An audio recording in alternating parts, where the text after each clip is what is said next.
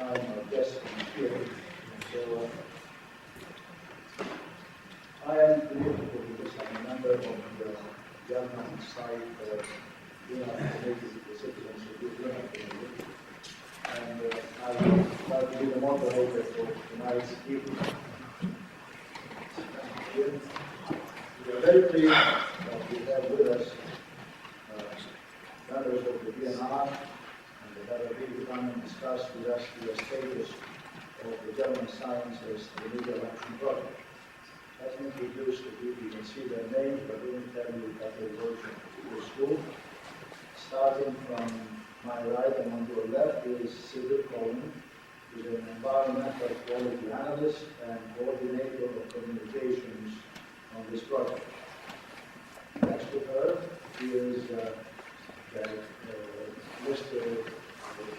King, Bob King, who is a consultant with DNR with a camp, dresser, and motif.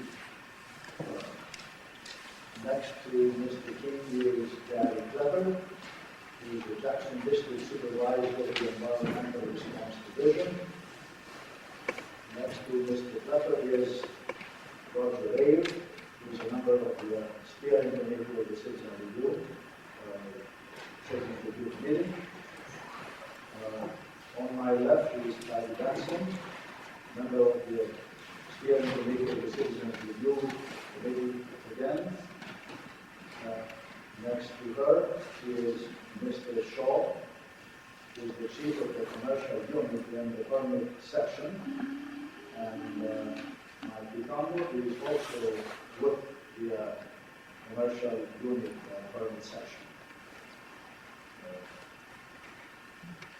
Let me say a couple of words about the Citizen Review Committee, so that because some of the people here may not be familiar with it, the committee was formed in March of 1992, following the hearing on the permit which was issued to German Sciences by the Water Resources Commission.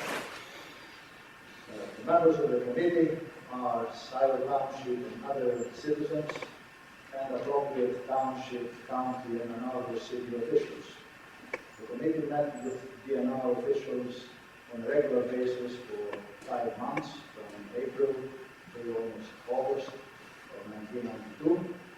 And the DNR provided us with all the information we asked for. For example, hydrogeologic questions regarding this problem, the specificity of 1,4-dioxane, the best available technology for cleanup, etc. And I would like to take this opportunity to commend DNR and express my appreciation for their cooperation with the committee in the past year. Last December, the committee elected five-member steering committee to provide a better guidance in its activities. The members of the steering committee is Alan Samuels, who is here to stand, Robert Bergman, Roger Rayle, Patty Benson, and myself. Having concluded the introductions, we can start with the presentation.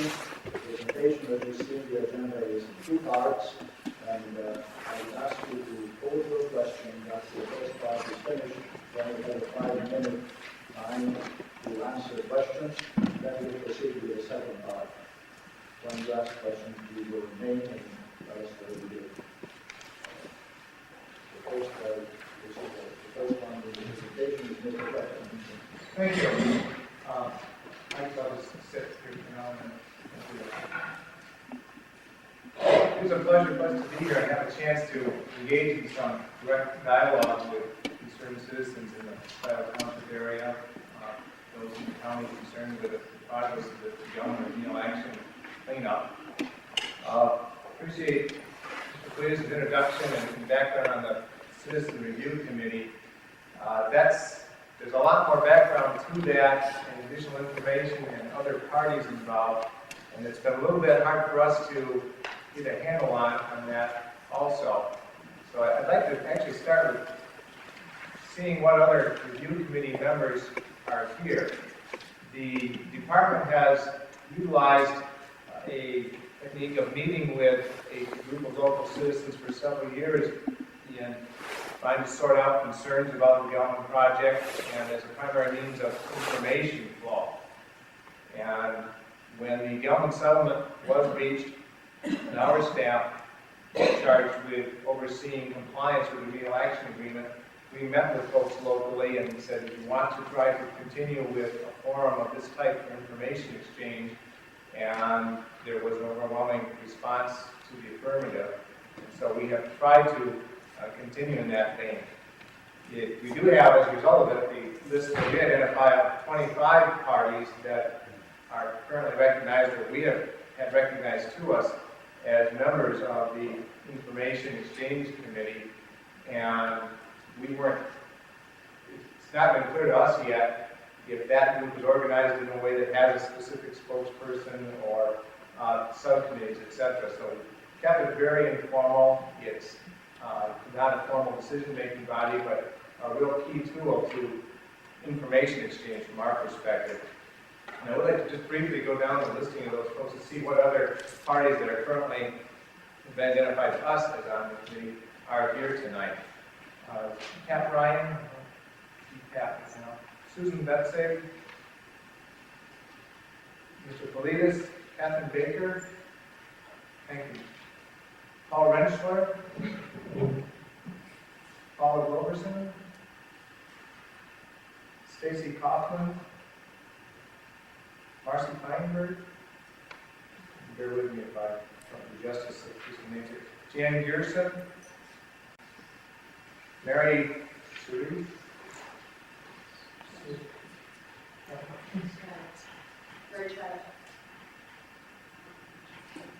Mary is, okay. Dave Berry, Gil McQuarrie, Karen Gordon, Robert Tickle, Tracy Easthope, Rebecca Head, Carlos Acevedo, Robert Bauman,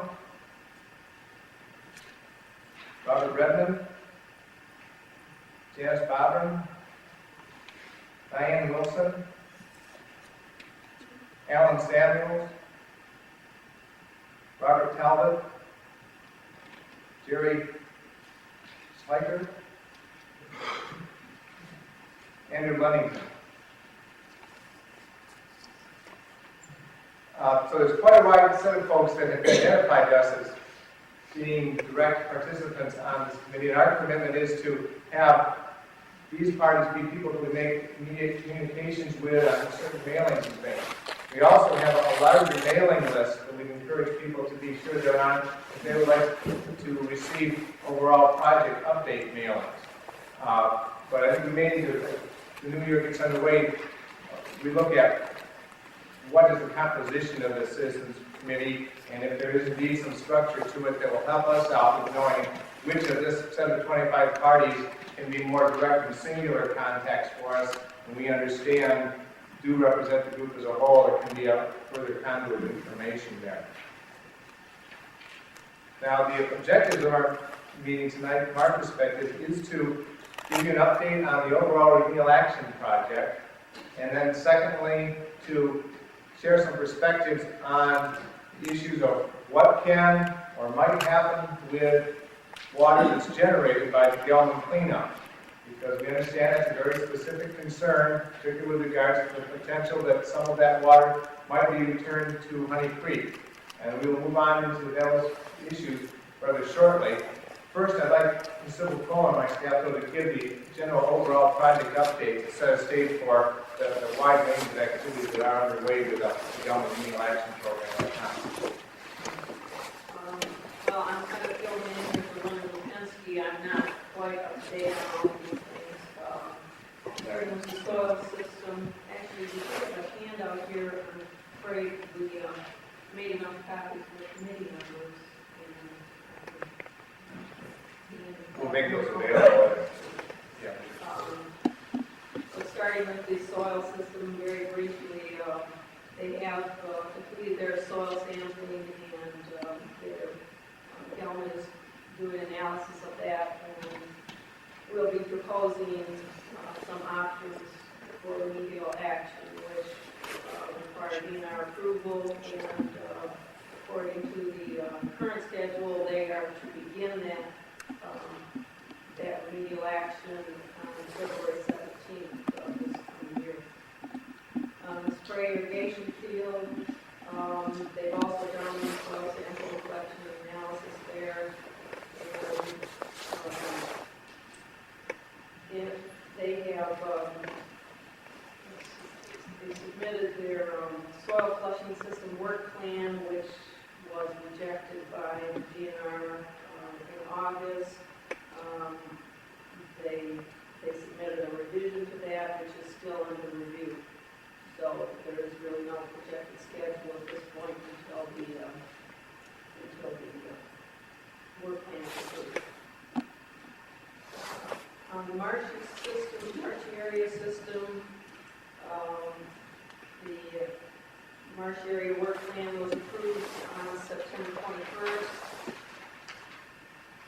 And they have applied for a wetlands construction permit, which they are supposed to obtain by the 20th of this month, and apparently there's some delay in obtaining that permit, but they do expect to receive that shortly.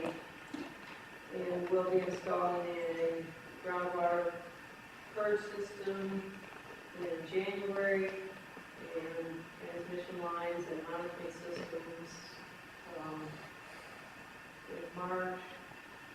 And we'll complete the implementation of the entire system next September. The western system, their original work plan, they submitted revisions to their original work plan, and those revisions were accepted. They have submitted an act for performance evaluation, which is under review, and at this point there's no projected schedule until that review is complete. The Evergreen system, it's been quite a bit of activity. They had been discharging into the sanitary sewer throughout most of the spring and summer. That permit, I believe, expired in November. They did just receive authorization to discharge the groundwater, which they began, I believe, towards the end of November. And that permit, the conditions of that permit are the discharge going back into the groundwater has to be at non-detect, and the verification plan to determine what, if they get a hit of dioxane at 1 part per million, in the detection level, they'll have to retest and verify whether or not it's, if that original hit was a false positive, or if it was in fact a hit. I could go into a little more detail on that, but there are some final measures that have to be agreed upon in terms of a final verification plan, and that. But basically, they are discharging from the Evergreen plume. They're purging and discharging from the Evergreen plume. On the core system, the main point right now is which method of discharge, whether it's groundwater or to surface water, and they have applied for groundwater discharge, but it's our impression that, I think most of you know, they're proposing to discharge to Honey Creek, the treated groundwater, and that is one of the issues we'll be discussing in more detail. So I think I'll hold off on that.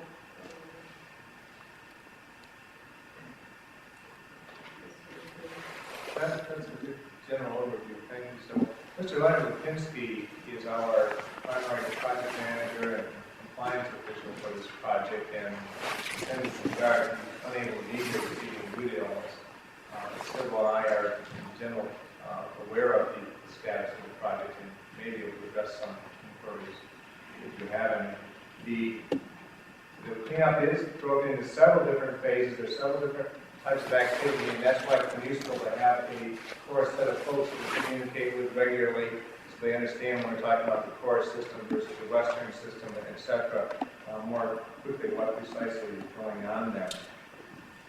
All of our actions, all of government submittals, and all of our actions approving or not approving them are provided to local information centers for anyone's use and reference. Those are located, they're identified at the top of the listing of the Citizen Review Committee members here.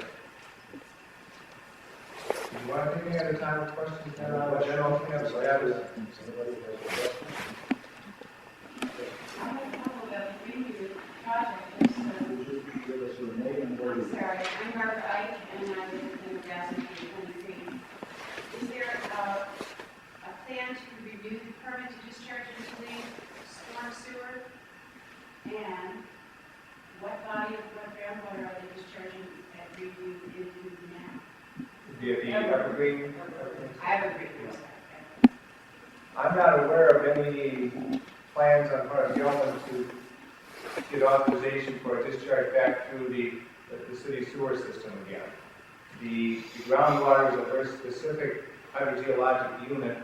I'm not sure the nomenclature on that. Todd, do you know which at Evergreen they're going back into that discharge? D0 aquifer. Sorry, rather It's technical. re-injection. Yes, it's re-injection at non-detectable levels.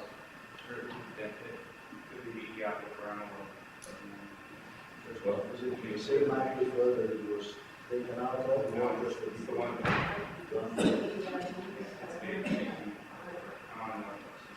And is it true that the aquifer is uncontaminated at this time? That's why it's very important. Yeah. And what, can you explain to us civilians why they changed the method of operation there? Stop putting it into the city system and stuff? Is it because the permit ran out, or is there some logic behind the change over from discharging it into the drainage system and reinjecting it into the ground? I don't know government's specific rationale for that, but I know there was the issue of the capacity in the city sewer system to handle the flow. There's an issue of compensation to the city for the use of their facilities and cost issues there. So several factors are working in the fight for that. During the spring, in general, they wouldn't be able to discharge to the sewer system because the level, there'd be too much water. For them to be able to handle the additional, Right, right. It's not the Storm storm, sewer. it's not the storm. Any other questions? My name is Chuck Lamar, I'm the water specialist in the area of service station. Who's in charge of testing the water that is being reinjected? Whose responsibility is that to make sure that it's non-detectable water? Government has a responsibility for doing that on a regular basis, and then we will spot check and audit that testing with sampling of our own at a periodic basis. Are samples taken from, for example, you call and request that they pull samples out or you physically We will physically go out and do it ourselves periodically. and are those test results made public also? Oh, certainly. Certainly, they're available. Other questions? One question myself. You said that in the marshy area, the groundwater earth system would be initiated in January. What does it involve? What is the system? I'm afraid I'm not really, be on that. The company currently is withdrawing contaminated water and discharging of that water through a deep well disposal. I'm not sure what capacities, which sources areas are going to the deep well disposal. Yeah. You might say a couple words about the deep well. Some people, most people heard about it already.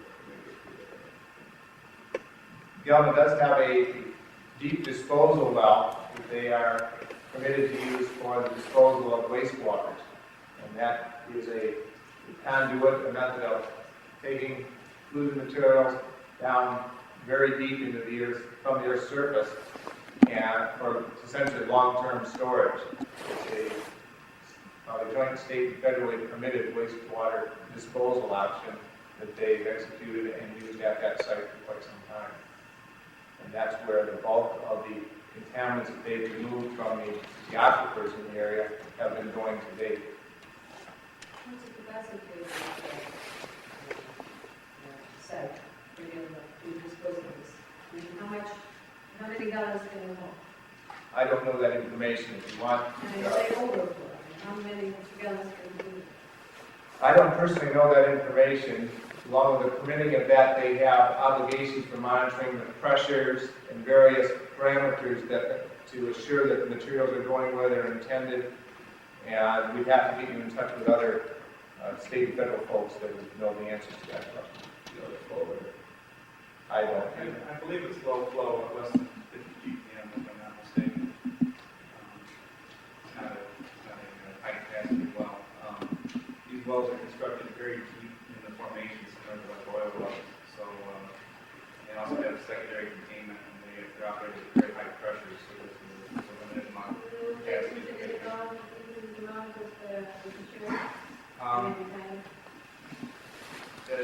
Geologically, you know how long they can pump an oil field for, on that order of magnitude, vast quantities. On that, I'm making a point here. Has anybody studied the pressure effects on the overall plume from the deep well? I know it's deep down, but I also grew up in an area where they pump oil wells. And I've seen artesian wells suddenly dry up. I wonder if the opposite can happen. Artesian wells can suddenly flow from the pressure. There it is. I do geologically. I mean, the distances are so deep and so great, so vast. How deep is it? I'm not sure. It's on the order of 1,000 feet or more, I believe. I believe it's over 1,000 feet. I don't know. Once I it know gets, it's young. I think it's over 5,000. once you get over a couple hundred feet, it's not really a concern for air surface groundwater hydrology and what they're talking about.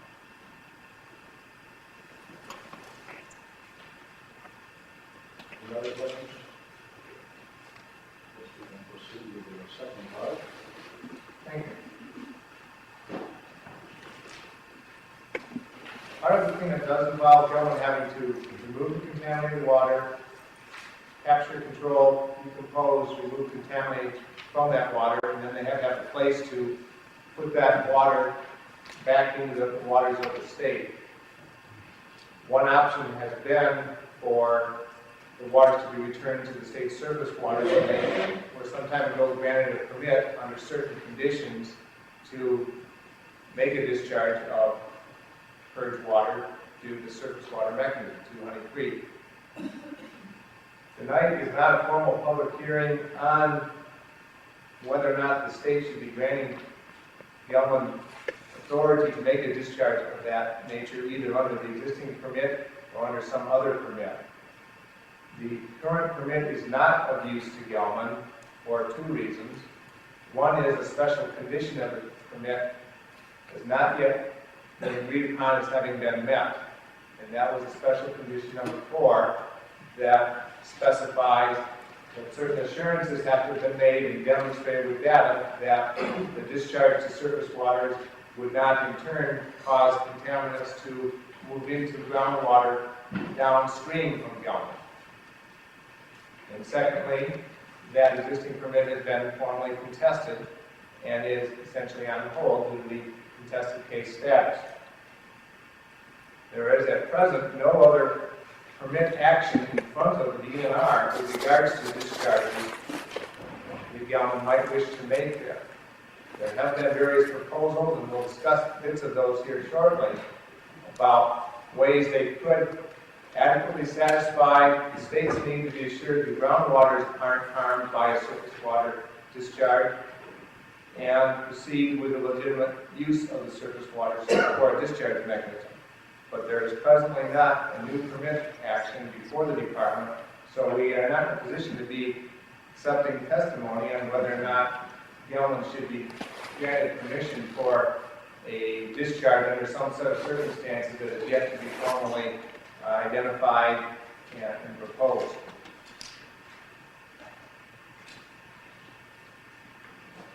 In Gilman's pursuit of the authority to make a surface water discharge and to meet special condition number 4 of the existing permit, they have done certain analyses of existing data and put forth certain approaches to demonstrate the hypothesis that if purge water is put into surface waters, it will not harm the local groundwater.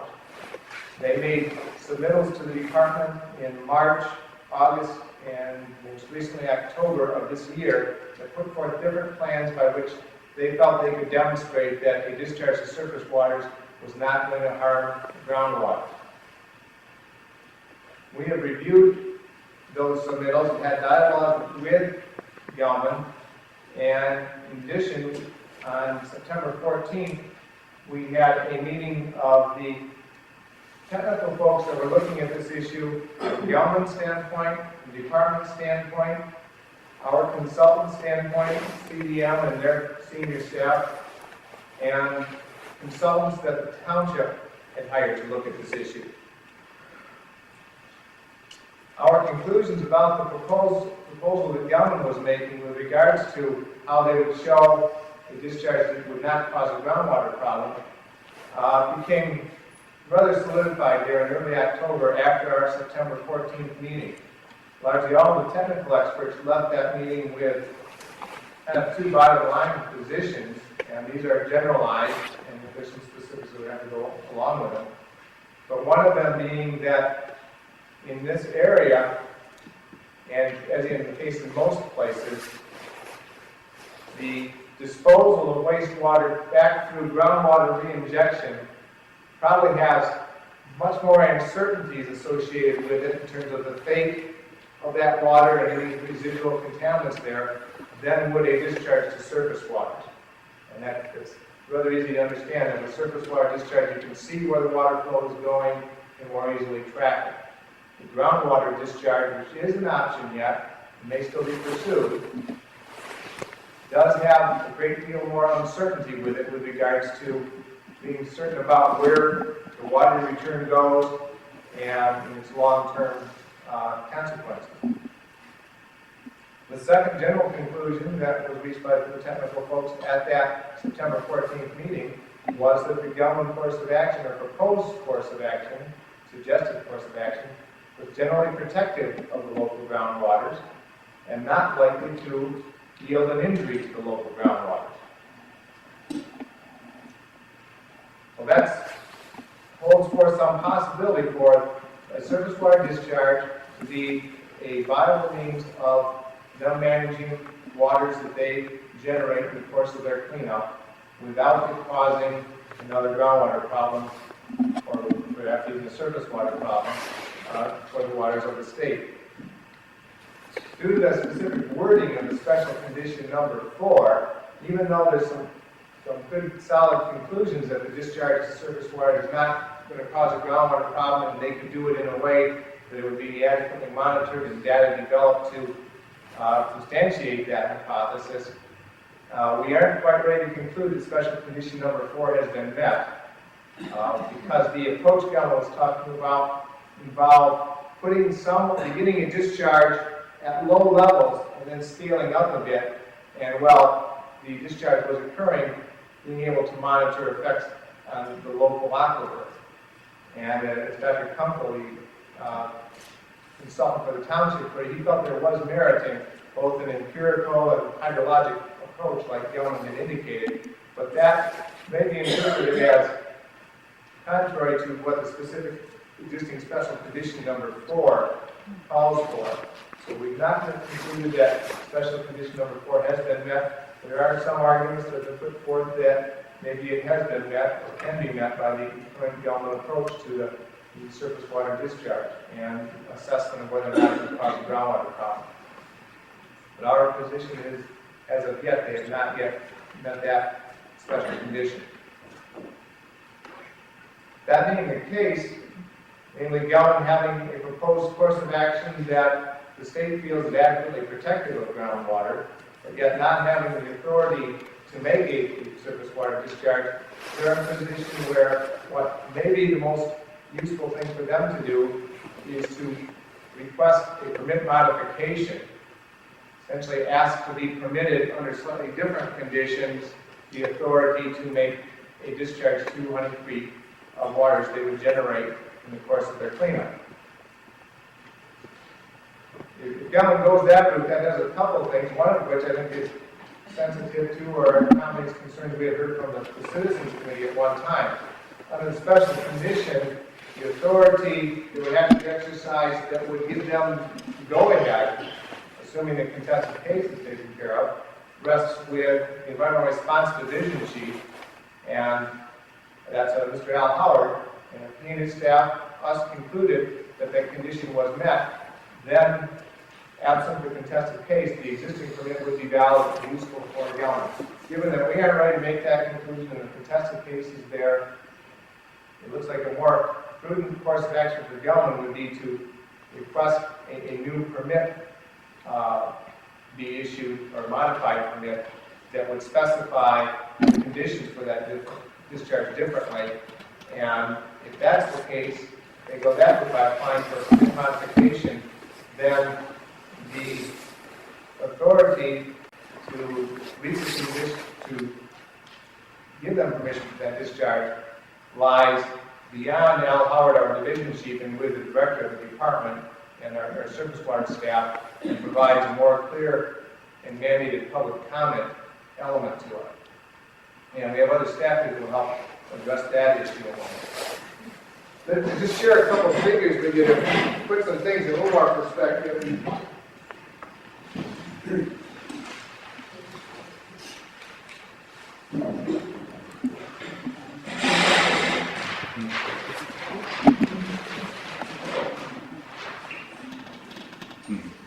Current law, regulations, science, and data about the site, about the main substance of concern, the dioxin, indicates that the uses of the state's water, their state's water quality standards, if you will, can be interpreted in this way, that concentration of 2,000 parts per billion in surface waters of the state is protective of the state's surface waters for the uses of those surface waters that the state's managing those waters. And 3 is the level that you've heard of as the target for a groundwater cleanup, because current laws, regulations, and science, public policy dictate that groundwater cleanup must be to a level that's protected for drinking water and other uses, and that's what the current groundwater standard is, if you will, for dioxin in groundwater. For a frame of reference, the existing permit that's not of use specifies a discharge limitation well below this. It is a bit above this, but in the range of 100 parts per billion is what the existing permit condition, because the existing permit limitations would have allowed that in effect. Our general conclusions are that a discharge at 100 parts per billion to surface waters is not going to result in a harm to the usable aquifer of the state, to the groundwaters in the area, primarily because there's unlikely to be a lack of enough connection between the surface waters and groundwater where it could be used, that even at 100 parts per billion in the stream, that it could ever show up in an aquifer that parties would be wanting to use, or people the state would want to use, if the state wants to protect at a level that would be injurious. And our current proposal that Gelman has put forth that we think is protected has a trigger point in it, 1 part per billion. If in the course of it they did achieve the authority to make the discharge, and they'll be required to monitor the aquifer, the groundwater along the course of the stream. If 1 part per billion of dioxane is measured, is confirmed in the aquifer, then that sets into effect several events such as termination of existing discharge, more local analysis of what's going on, and largely they can't discharge until it's resolved and further confirm that the discharge is or is not injurious to groundwater. So there are a couple of the trigger points right now.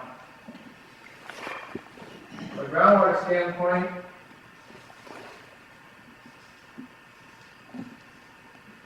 is the level that the discharge was occurring to surface waters, and dioxin measured at 1 part per billion. We would be taking actions to stop the discharge, further investigate, back up on our conclusion that they could be allowed to discharge. If they happen to find something at the level of 3, then they would incur obligations for very detailed, extensive investigation and cleanup of any dioxin level of 3 there. Current data indicates the groundwater, the surface water is not likely to cause an injury to the local groundwaters. Gelman has put forth a plan that we feel does a reasonable job of testing and proving that hypothesis. The ball is largely in Gelman's court at this point in terms of whether they want to take some other steps to get the authority to make a discharge. They currently do not have the authority. They have the option of using certain means to request the authority to use to them from the state, and we'll get into some of those issues here shortly. I did mention that 100 is the current limitation here, even though 2,000 would be protective of surface waters. 100 is what's in the current non-usable permit limitation, and my colleagues, another part of the department, our surface water staff can be of more help with that.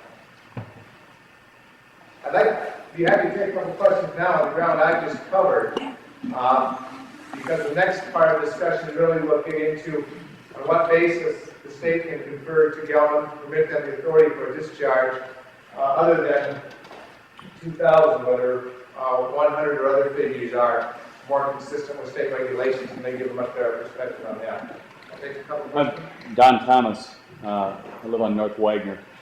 What is the controlling factor for Gelman in the difference between 100 parts per billion, discharging at that rate, and 1 part per billion? In other words, what would they need to do, or why would they not discharge at 1 part as opposed to 100?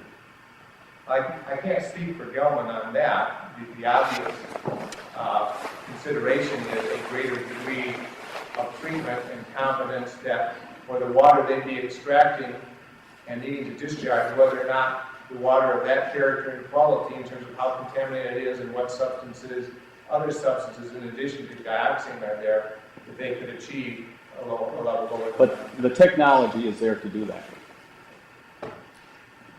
I'm going to defer that in a way. We always can distill water and get it essentially pure. So the technology is there to get all the water in the state down to non-detect or pristine. Yes, I guess the technology is there.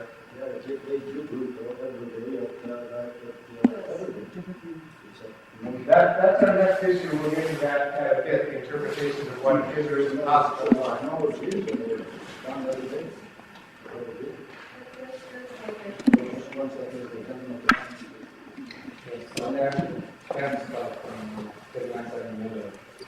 There is something about this apology which is the seeming uncertainty about the outcome. I mean, if we know for a fact that discharge at 100 parts per billion surface water will not cause groundwater contamination to be above 1 part per billion, then why do we need to test? What do we need to do? Has this been done anywhere around the country that we can, conclude from it's safe, we can do it. If we can conclude that with certainty, I mean, what will happen? I mean, there's this element that, we're going to check it out. I want to check it out in my house. Well, it's not been done in this circumstance at Honey Creek, where it matters. We have to know what the local conditions are. The hydrogeologists that have looked at it have concluded that it's not likely to happen. That, therefore, we aren't satisfied with that. We want more data generated to confirm that to be the case. So we're concluding it would be a prudent course of action for them to go. We don't like the word likely together. We say it won't likely do it. That's just, you cannot guarantee us this won't happen, in other words. I can't guarantee you much of anything, No. other than our best efforts here and applications of our technical assessment, those of our consultants, those of consultants to the township, those of That's consultants to very government. dangerous to speculate on things like this and endanger our health. You speculate. We are building redundancies into the program in terms of the testing to confirm what we believe to be the case. As expertise protection. To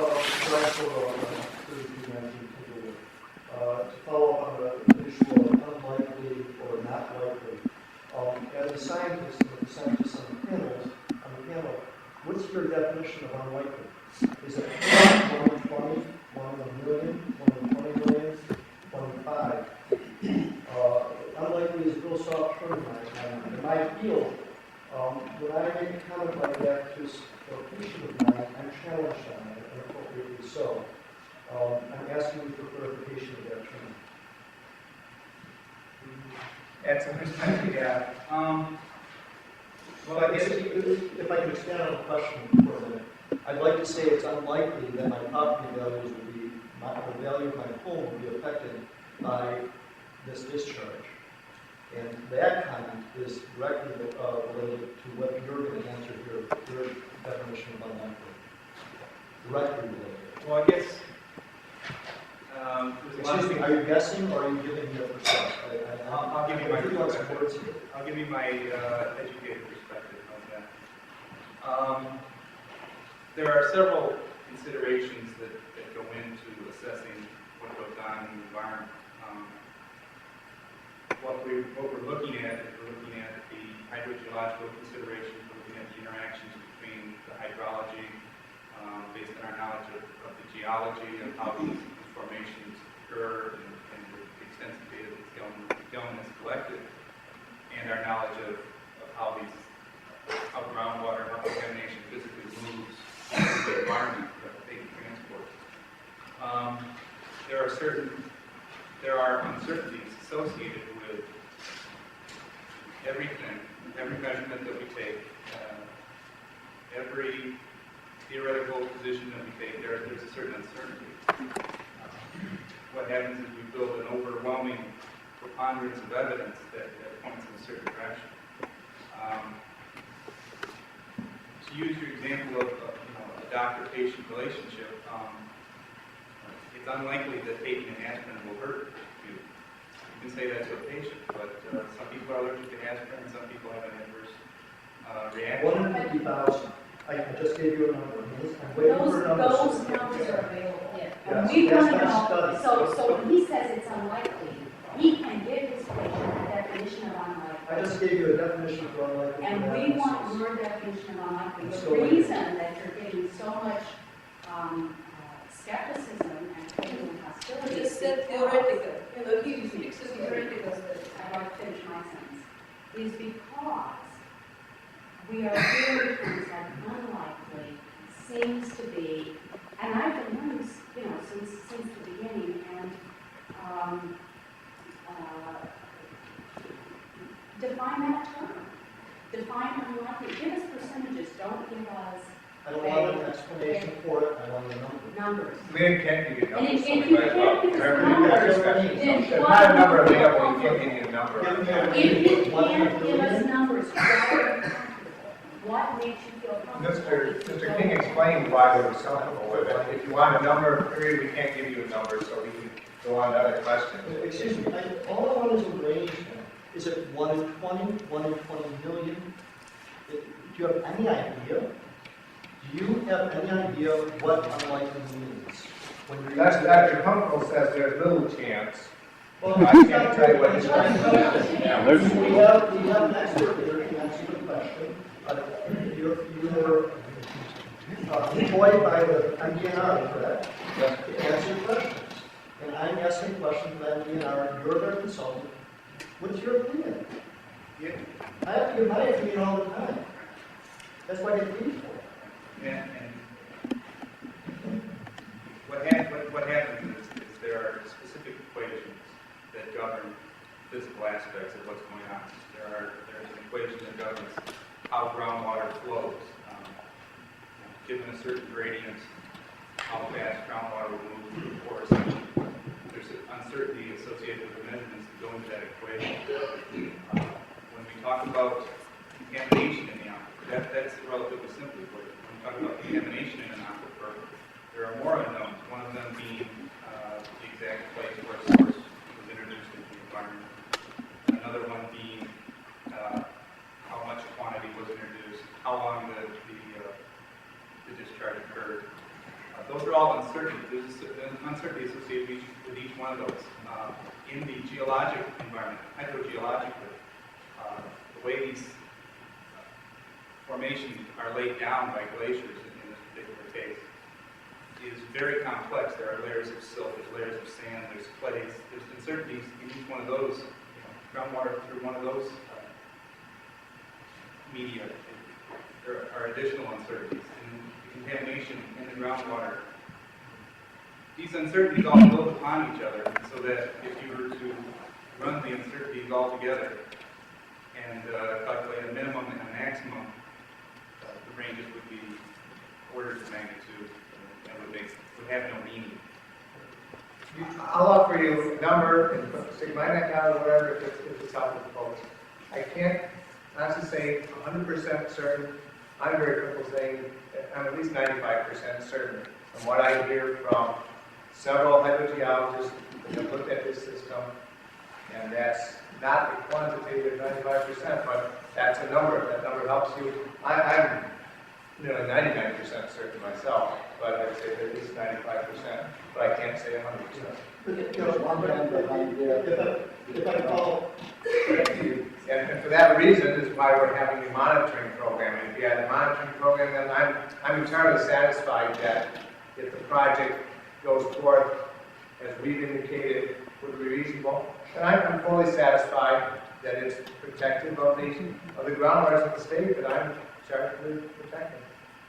My name is Sylvie, and I live on Southwest Florida. And my question is, how many years do they plan to do this? 2, 3, 10, 100? And once they've polluted the groundwater, say, downstream, are we going to be sitting asking how effectively they can clean it up downstream now? What do you mean once they polluted the groundwater? It comes up to 3, 4, 5, whatever. What happens then? Are we in a situation where we are now, in a new location? If they should cause a groundwater problem downstream by virtue of their actions, we are in a situation with them having to clean that up. But they're not cleaning up. They're doing some cleanup on what they've got now. They're trying to do more cleanup on it. And for Lincoln. And I don't know how long it will take for them to get there. Do we know how long? I mean, Do you have any sense of that? I think it's 20 to 50 years somewhere.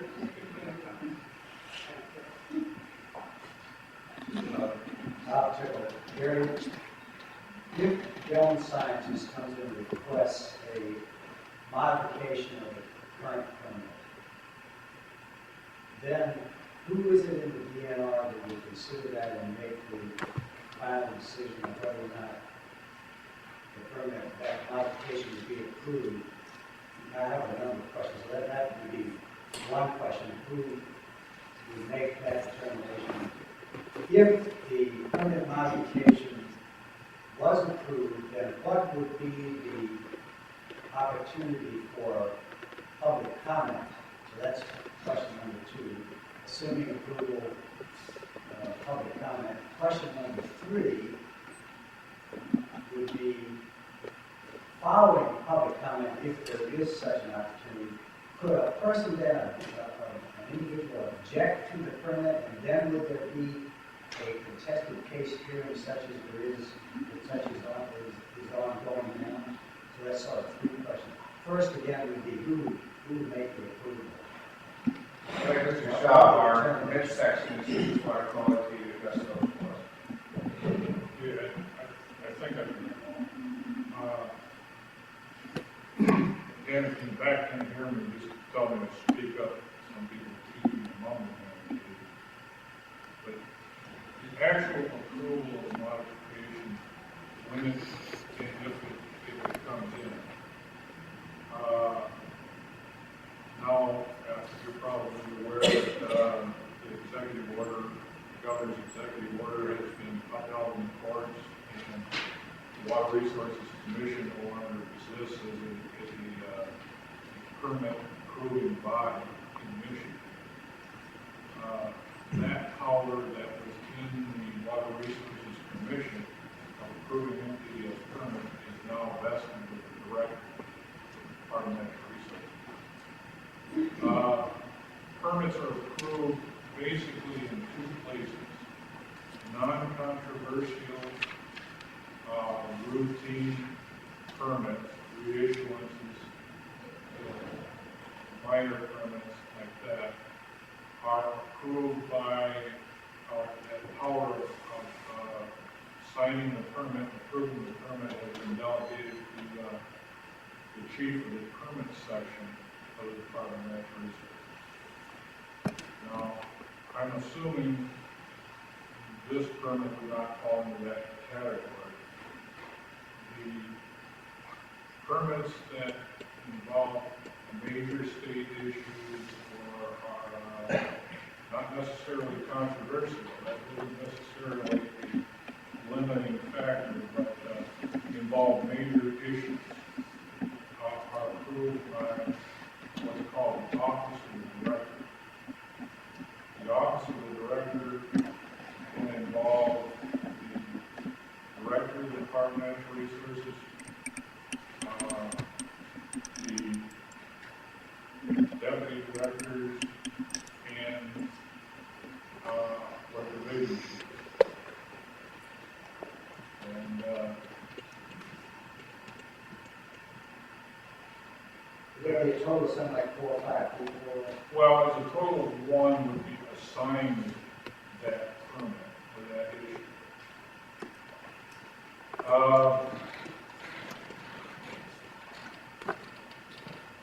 Your second question was on public input or public comment.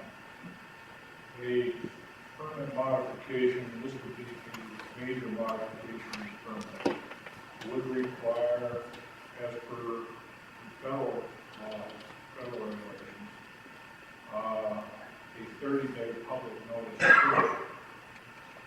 So the 30-day, Public notice period, where the permit or the proposed permit would be public notice. Normally, in this situation, would be in a local newspaper, probably the DNR newspaper. We would also make the permit as a normal piece of business, make it available to interested individuals that we may know of. Plus, there's also a mailing list that we maintain within the department that's quite a few hundred people who would also be separately, people in organizations that would be notified of the intended issuance of the permit. Anytime during that period, anyone is or can make comment on the permit.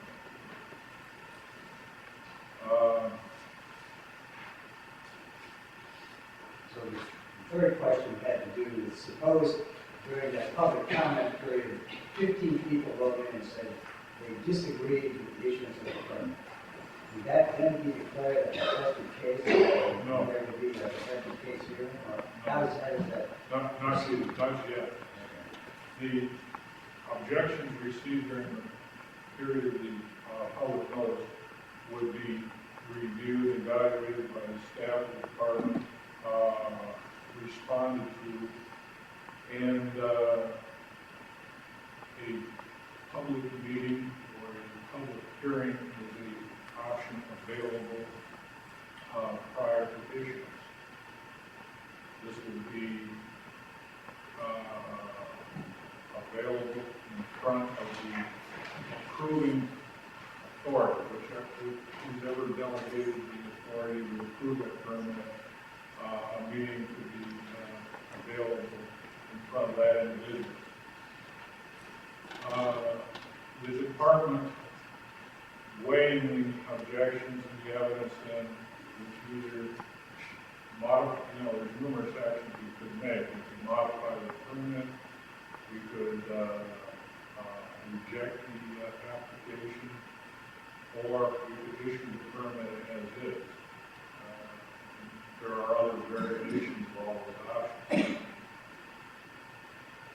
At that point, and under the, there were still objections, then the governor's executive order provided the opportunity for contested case. That's to formally object to the issued permit. There are instructions on the front of the permit itself on how to go about that. And that now goes to the Natural Resources Commission, which is, I think, the only department commission left. At that point, the commission can make a decision as to whether or not it grant the contested case. If it's granted, then of course you go through the administrative legal procedures on contested case.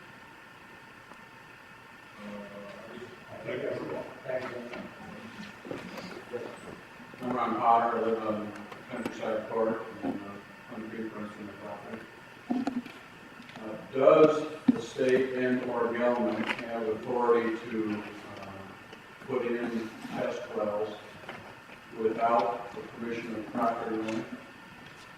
That should be a yes or no, I think. If the answer is no, and the property owners do deny access to test wells, doesn't that make it impossible to grant the permit under the conditions that would require test wells? In the context of your question, I think the answer is yes. So the state does have authority to put a test well on my property without my permission? Maybe not directly, but through the courts. If it was the state pursuing it, we've got considerable access authority under the Environmental Response Act. If the state's carrying out the action, Gelman would have access to the courts under the Michigan Environmental Protection Act, NEPA, to seek access to a property necessary to address the contamination problem. Is this a stipulation or is it a fact? Is it stipulated or is it a fact? I believe that to be fact. There's Yeah. been a case that's been upheld. May I say something? What you said about all the experts believe that there's no probability of groundwater being affected. I was at the meeting and I read all those things, and I never got this impression. None said that they can guarantee anything. I believe I did not attribute them to First of all, clarity. Mr. Congress, the position is totally wrong. He makes statements that Honeycreek is not a losing creek based on 2 points. Honeycreek loses water continuously from Pratt Road all the way to Huron. The water that goes into Huron is less than what is at Pratt Road continuously. High flow and low flow seasons. We did not look into this. But let me read from Mr. King's report to you at the time. I have his report here, one he reviewed the governor's proposal.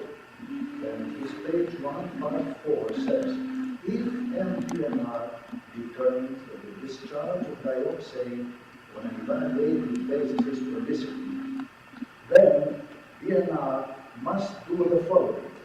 First, identify the residential supply wells that are screened in the upper aquifer and or at nearest running feet as residential wells at risk. That's your word. And should be designated for frequent monitoring during the study the remaining period. That's a survey of stream gradients along an indicating tributary would involve in placing the monitoring well clusters and identifying at-risk residential wells. Now the word at risk, which I agree with, is obvious. All these wells, these are the people that have these wells, these are our wells. Our wells are at risk, and what you are suggesting here is going to be implemented. Now, my question is, how can you justify even considering the contemplating of allowing something to happen when your consultant tells you that if you do that, all these wells are at risk? Would you care to characterize at risk? I'm not sure if you can do a precise number or not. Right, maybe You don't actually say the wells at risk, that's the other. I agree, they are at risk. The differentiation connotate wells, differentiate wells that are closer and in an aquifer, closer to the Baby Creek, which might be a greater communication, Honey Creek. How close? And by their location are constant food trees. The numbers we were talking about were between 50 and 100 feet from the riverbed. How many wells?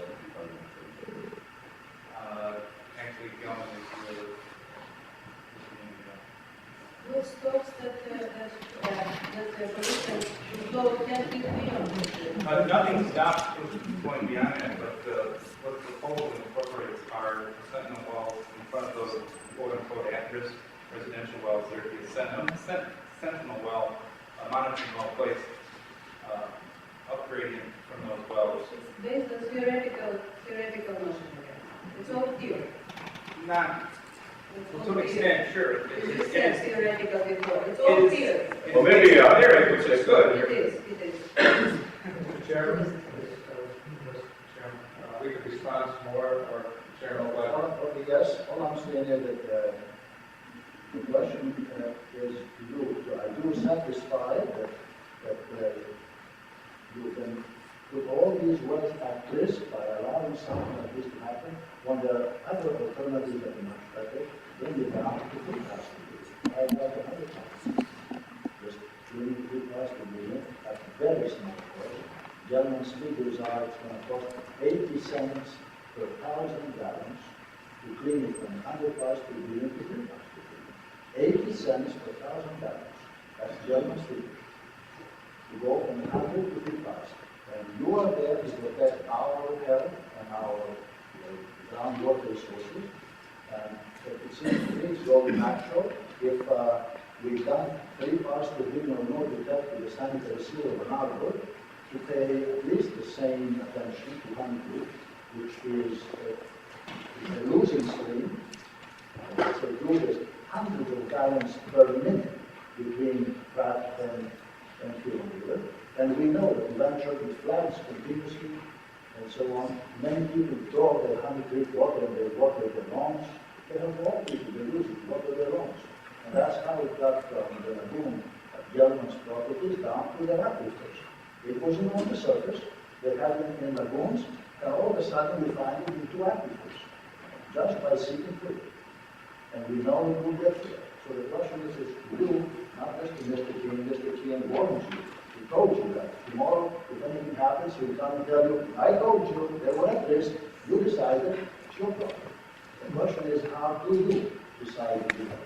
My understanding through further communications with Mr. King, senior staff of his firm, and the nature of the Gelman plan, that we'll have wells closer to the stream, within 50 feet of the stream, as wells that would first intercept or detect this contamination, that the proposal does not place the other wells at a risk.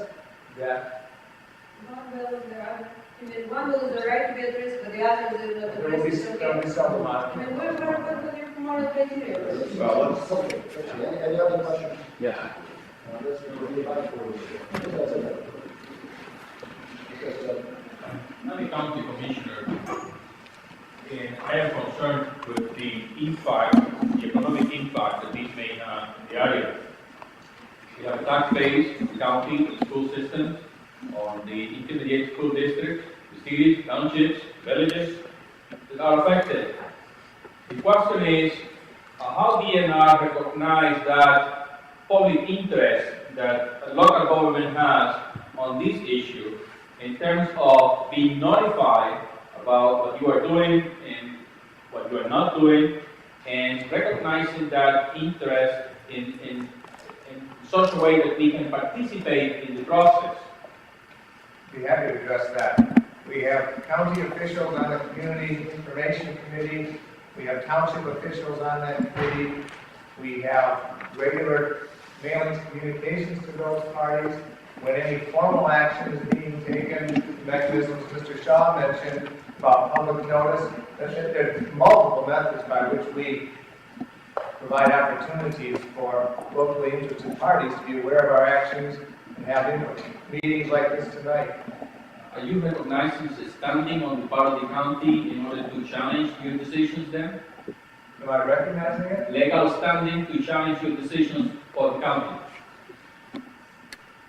I'm not sure I can respond to that. It sounds like you're asking me a legal question. Yes, I'm asking you a legal question. I can't interpret that for you. I would have to have Attorney General assistance with that.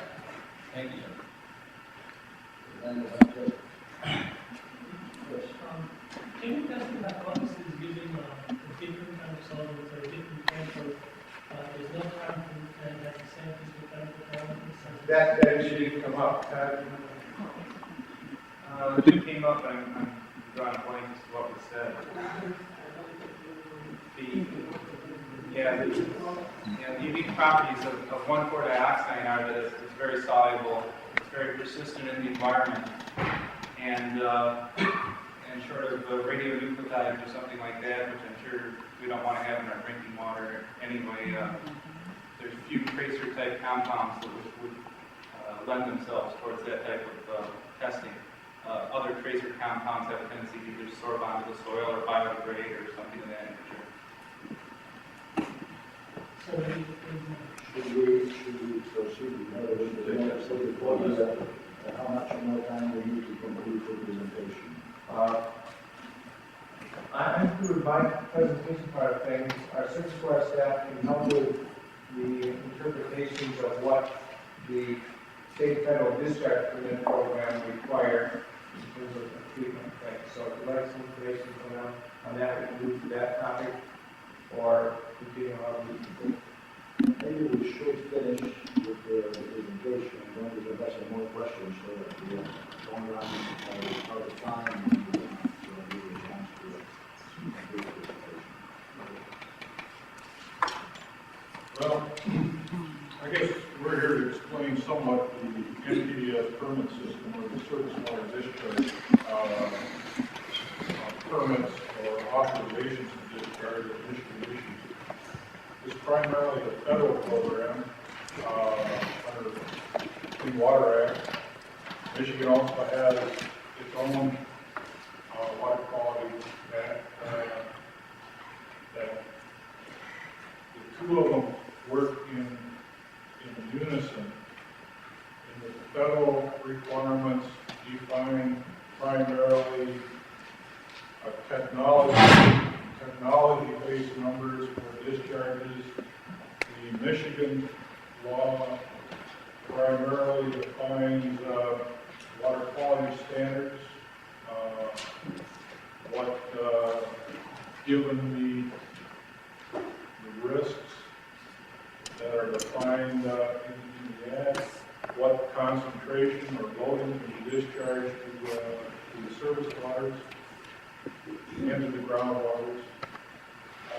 The NPDES permit is designed to take the most restrictive of These numbers, and develop an NPDES permit, an authorization discharge that incorporates the most restrictive of those two. Act 245 requires protection of the waters of the state. That includes both the surface waters and the groundwater. As Gary has indicated previously,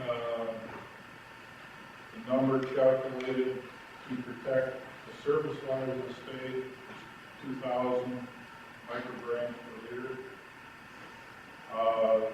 The number that would be kept in the stream,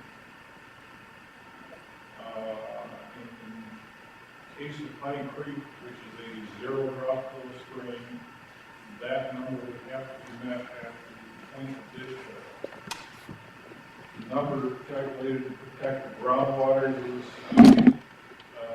previously indicated as 3 parts per billion or 3 micrograms per liter. That's in the aquifer. There is normally a significant difference between what is required at a point of discharge and what may be required out in an aquifer. The other area, maybe I should point out one thing here, is that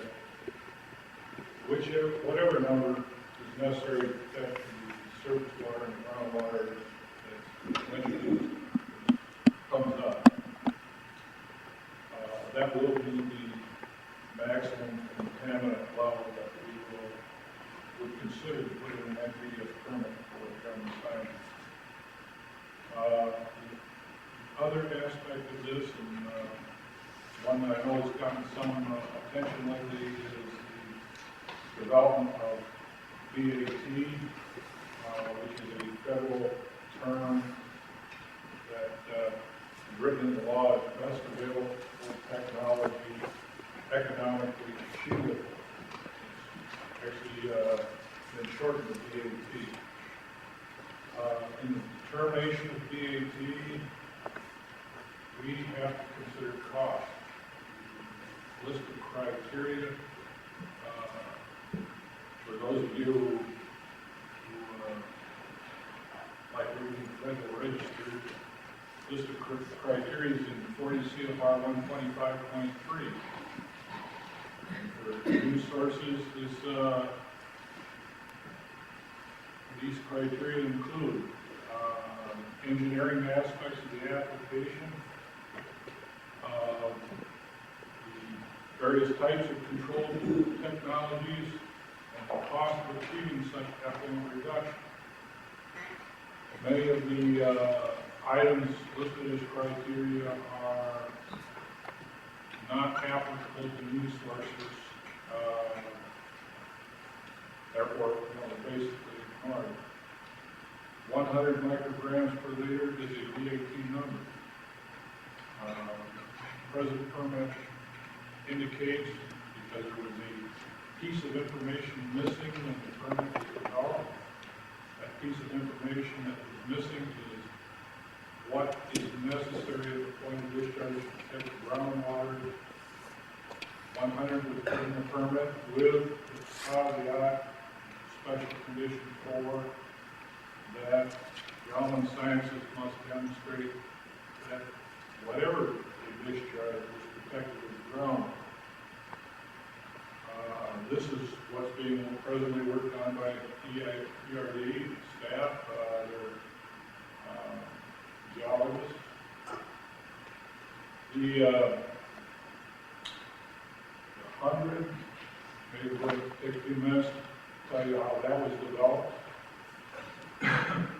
100 micrograms per liter back 5 years or so ago, when Gelman first proposed to discharge the surface waters of the state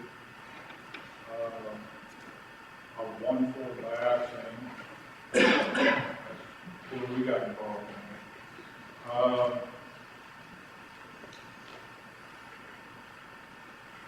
We asked them what treatments are available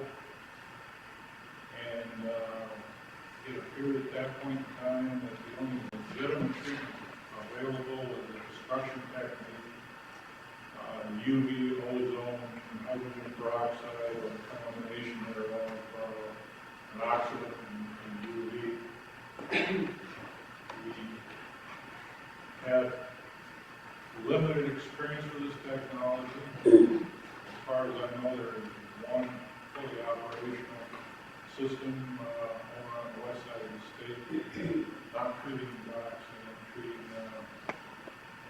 the compound, which is more amenable to treatment than dioxin, chloroethylene. It appeared to be working fairly well. The system, whatever, we subsequently received 2 or 3 other proposals for this type of technology. We don't have a lot of personal experience with this destruction technique. Galvin did test it on their on 1,4-dioxane. They did submit the results of those tests. The results of those tests indicated that treating at the concentration that was expected in some of the more difficult influence could reliably well below parts per million or 1,000 micrograms per liter.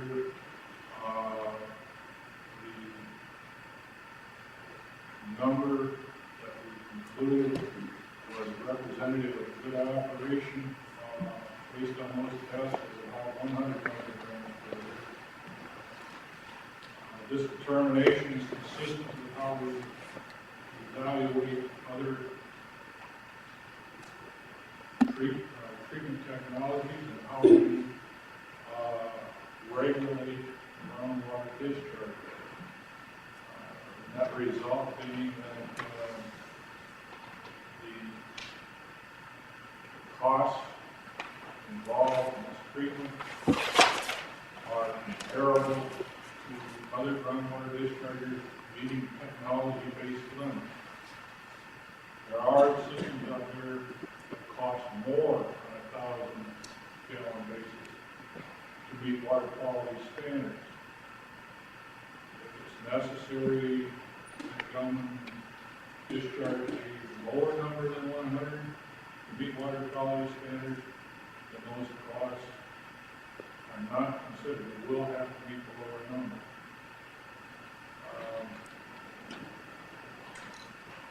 I guess I've gone on enough. I prefer to respond to questions.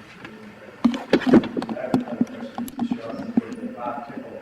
The determination of 100 parts per billion that was made in what, about 1989?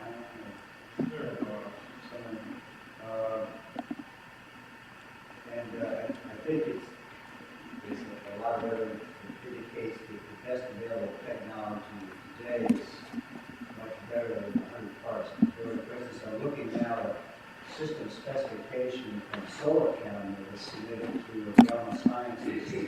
They're quoting on a system that they have available for purchase, and this is their RAOX enhanced oxidation system. This system, according to their specifications, will treat 100 gallons per minute with an influent of 750 parts per billion 1,4-dioxane, and they'll treat it down to an equivalent of 3 parts per billion. This is their specification. It's the guarantees the performance of 3 parts per billion being much, much less than 100 parts per billion. So,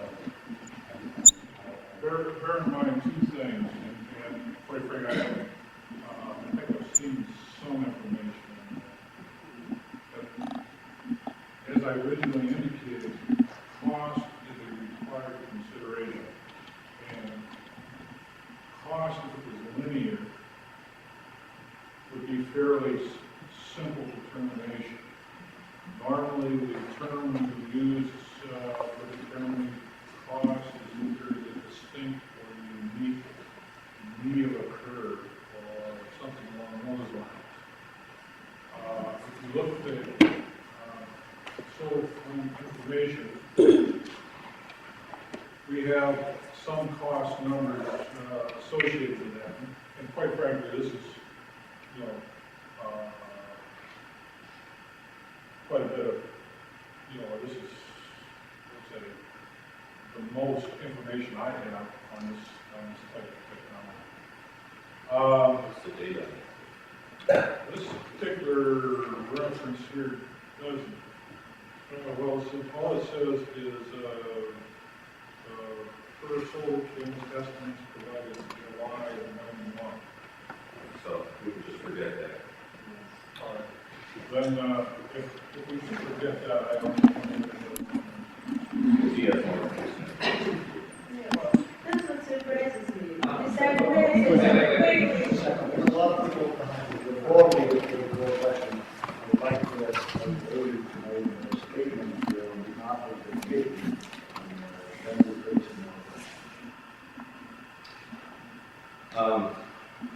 It's pretty clear, working on the committee, this is a big problem. It's been going on for years, and it's going to go on for 20, 50 years, maybe longer. When I first got heavily involved in this, I tried to define kind of a problem solver. So the first thing I tried to do was define what the problem is. And I heard that there were 8 to 10 billion gallons of water contaminated. I think that's an old figure. Any of you here have a more recent figure on how many gallons of water they estimate contaminated? I don't. And I think that was around the time of the drawing of the plume, which again, I'm not sure what the date that plume drawing. That's how much water contaminated. There's some sampling wells put in here and there, but certainly not every 50 feet, not even every 100, not even every 200, not even every 500, around the corridor. And any estimates of the concentration, that's our best guess. I did find out through one of the government sciences publications that they estimate that there's 64,000 pounds of dioxin in the contaminated area. 32 tons. A ton of dioxin is about the size of this table. So you can imagine 32 tables like that. That's the lowest estimate I saw. I've seen other published estimates of 70,000 pounds all the way up to 800,000 pounds, because supposedly this is how much dioxin they bought over that time period. And for some reason, something happened to 90% of it that nobody's looking for. So this is the figure that I'm using as my estimate. So 64,000 pounds, convert that to grams, convert the 8 billion gallons of water to liters, it comes up to an average of 700 parts per billion, or micrograms per liter. Actually, it's more, well, 750. We get now, that's a lot for groundwater, considering 3 is the limit. Once you hit 3, it should well. All right? 4, you don't take 3, suppose you can go to 4, not that. Well, that's not working. 3, I'm going to shut down. Okay. 1 to 2, you can't get bottled water from the state. If it's at 1 or 2, you don't get bottled water from the state. Correct me if I'm wrong. So, really, anything. Yeah. Well, let's go with 3. We'll get it done without the figures. So, if for some reason over time, those 50 years, this happens to spread as dioxin does spread in water, 100% soluble, it goes wherever water goes. If for some reason this happens to spread equally, what area would be covered? If you covered this equally to an area that everybody was contaminated, what area would be covered? 3 and then 750. 250 times the area. Current area is probably what? Half a square mile?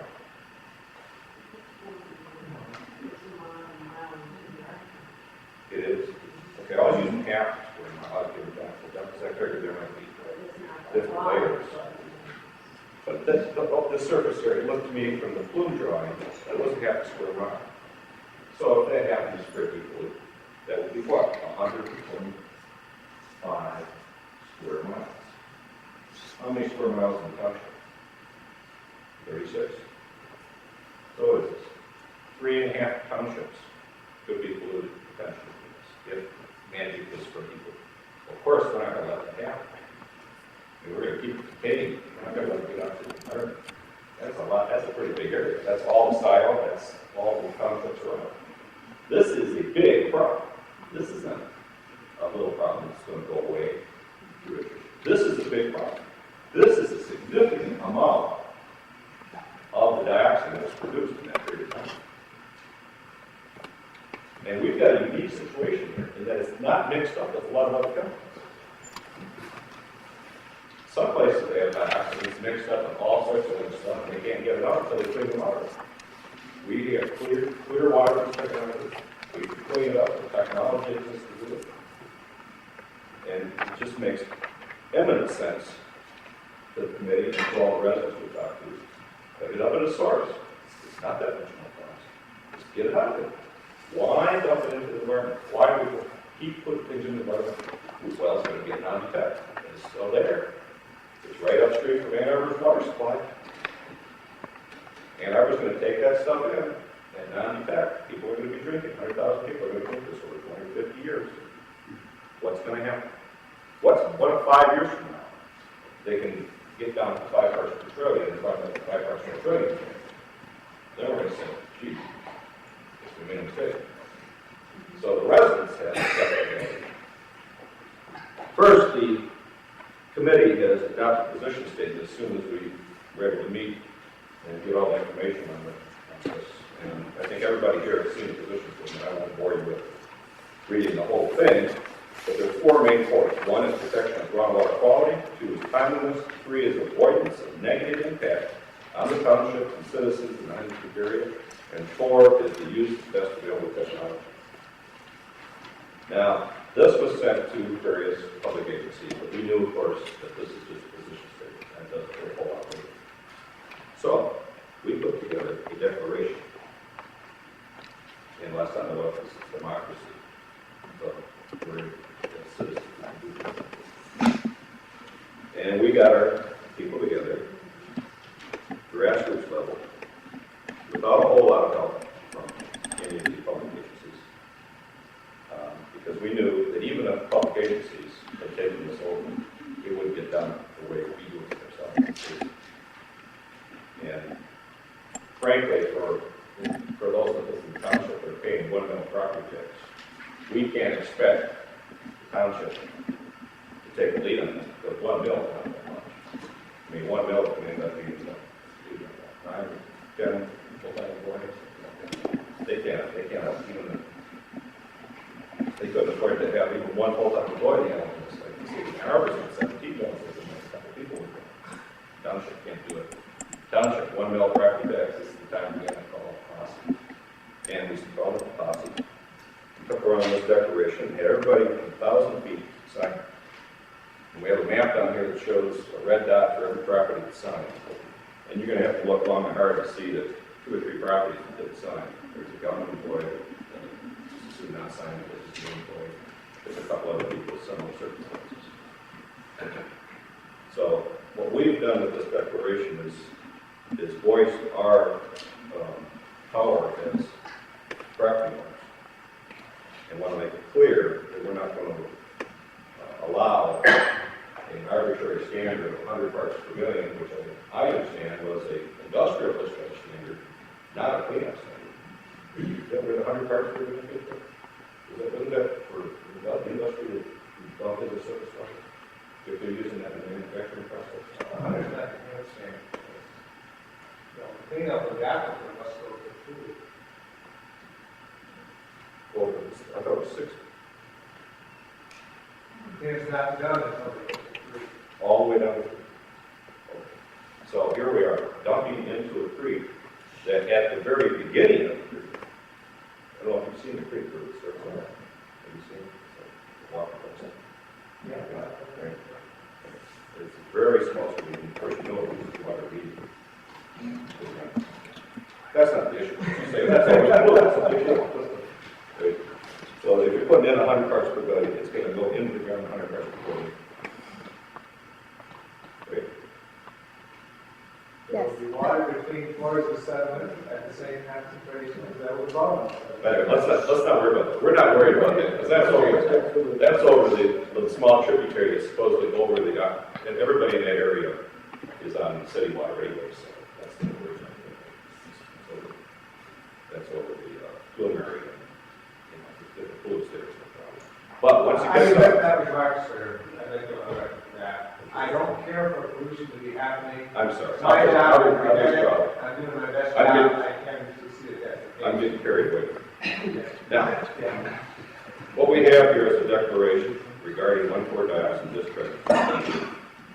We, the property owners along and near Honey Creek, Slauson Township, do herein declare a resolve to prevent proposed discharge of 1,4-dioxin at levels up to 60 to 100 parts per billion in Honey Creek.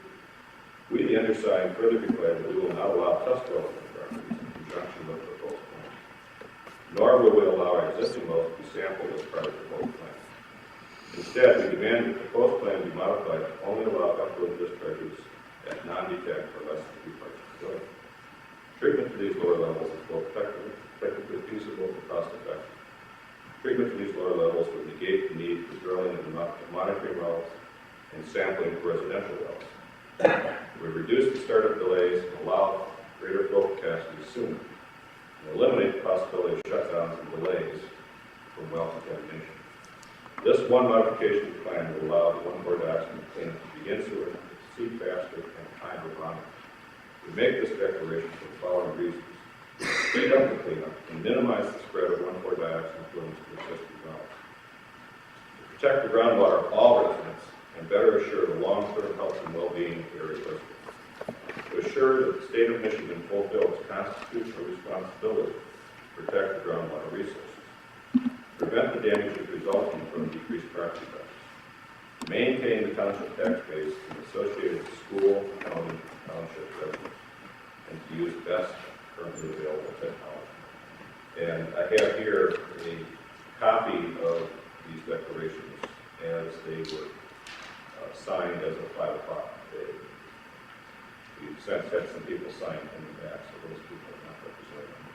I'd like to present this to you, and afterward you can see the map. What this effectively does is that, since the monitoring is voluntary, and since the DNR has indicated that they will not pursue, they would ask the company to ask the residents to voluntary monitoring. But this, in effect, negates the modification that allows them to discharge in such a high rate of monitoring. If they go to non-detect, then we have the opportunity to not only pump sooner, not have to wait for this startup period, this several month period where we're going to evaluate, and not have to worry about what if something goes wrong, we have to shut down, we have to evaluate well as a part dioxin or something else. Is the dioxin down there, we have to wait for that to clear out before we can start pumping, and all those delays go away. Plus, they can start pumping at a higher rate immediately. In fact, if somebody really wants to clean this up quick, they can put 2 or 3 machines in. Pump out a 1,000 gallons, put 200 gallons into the tree, which is one of the proposals of 200 gallons in there. And then reinject 800 gallons in there. Now that 200 gallons in there ought to be enough to relieve the pressure in areas so you don't have to worry about doing the effects of reinjection. Really, if you're that worried about the effects of reinjection, how come the reinjection really into a non-contaminated oxygen? Anything else? Is that a question? There's a different type of geologic situation in Evergreen that made an identifiable point to receive the discharge more obvious and clear. The hydrogeology in the other area isn't as clear. That may be so for the injection part, but if we have a hydrogen goes to know that the only reason why legally the government accepted this is because the city told them they won't allow them to do it because of the standard of sewer, it's not less than 1 parts per billion. And immediately when you go below 1 parts per billion, in spite of what you say about best available technology and all these considerations about cost, immediately want to know exactly what to do the sanitary sewer. Anyway, any questions? Somebody want to ask a question before? I think the gentleman in the back. Going back to your 100 parts per Your billion, name and Mark LaJoy, I live in South Hill subdivision. Back to your sheet on 100 parts per billion. What level, is that bathing level? And if not, what is? I'd like to know if the creek is going to be isolated. I have young children. I want to know if it's not a bathing level, how are you going to prevent children from playing in the creek? I have young boys. It's a natural. Human contact is a consideration in establishing certain water quality. And the number that's acceptable for surface water. Excuse me, somebody's parked in the driveway here, and we have a teacher that needs to get out. Shouldn't park in the driveway. So, recreational contact is protected after 2,000 micrograms. So there should be within the standards that state law has established, 100 shouldn't be any problem. And then in response to your reaction plan, it can be set 1 part per billion. Any action reaction plan that work with the hysteresis or a lag time. And let's just say that when you detect 1 part per billion, even if you discontinue discharge, it won't reach a level of 20 parts per billion before it starts going back down.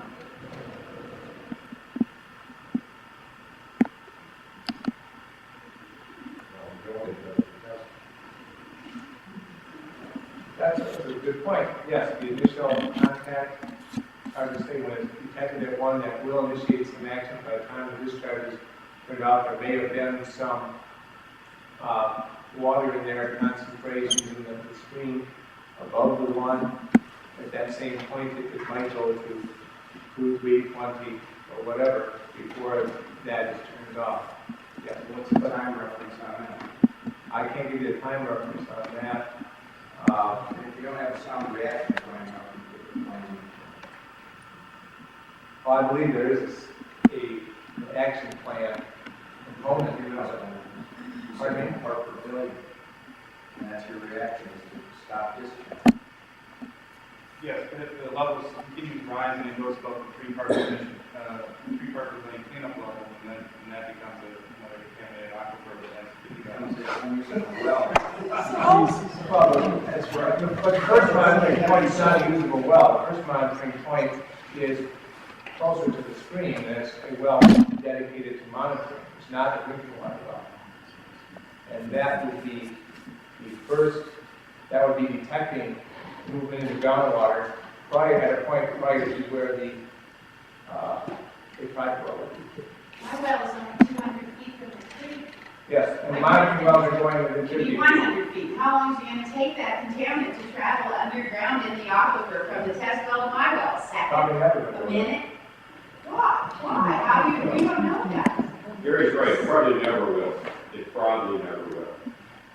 But see, we're not, as homeowners, we're not interested in probably or unlikely or best guess, generally speaking. What we're interested in is absolute, and that's what we've done here. So absolutely, we're going to protect. The only way you can get absolute is to purify the effluent to 0, non-detectable, before it's put into the creek. This is so insanely clear. I cannot imagine why a public agency charged with protecting the environment and the people in it cannot say that straight up to GSI right now and stick to it.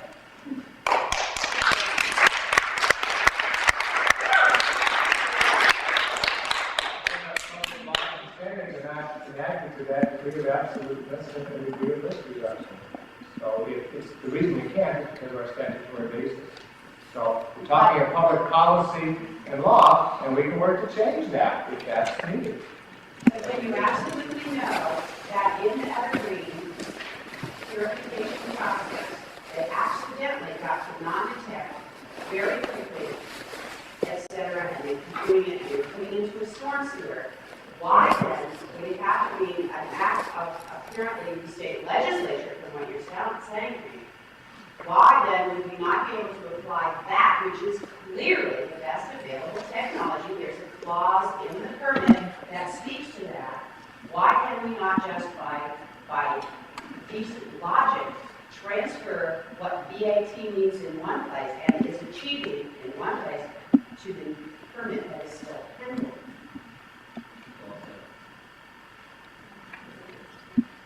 I wanted to make a comment related to that. Actually, you had stated that the global technology is producing economic feasibility. One of my questions is, have there been proposed costs for this current proposal? It appears to us that what we're suggesting is not outrageously costly, taking into consideration that all of the homeowners, a good portion of homeowners along the creek, don't want to see this happening. So we're talking about litigation as well. So another, undertakes that. So I think that the economic point is really not appropriate. That's not an appropriate argument, or not a pertinent argument.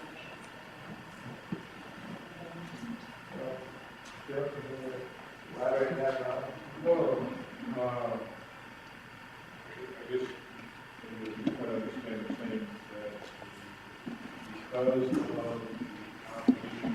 competition and consumer engagement, that's not a cost consideration, taking into consideration of cost when you determine the No. What I'm saying is that Mr. Pepper before made a reference that I believe it was in response to one of the questions from the audience. He said that the state has some power to receive access to the properties. City would gain that authority through the courts under 66 Act. One of my questions is what would be their motivation to do that when all the citizens are saying, these are our homes and we don't want them to have them.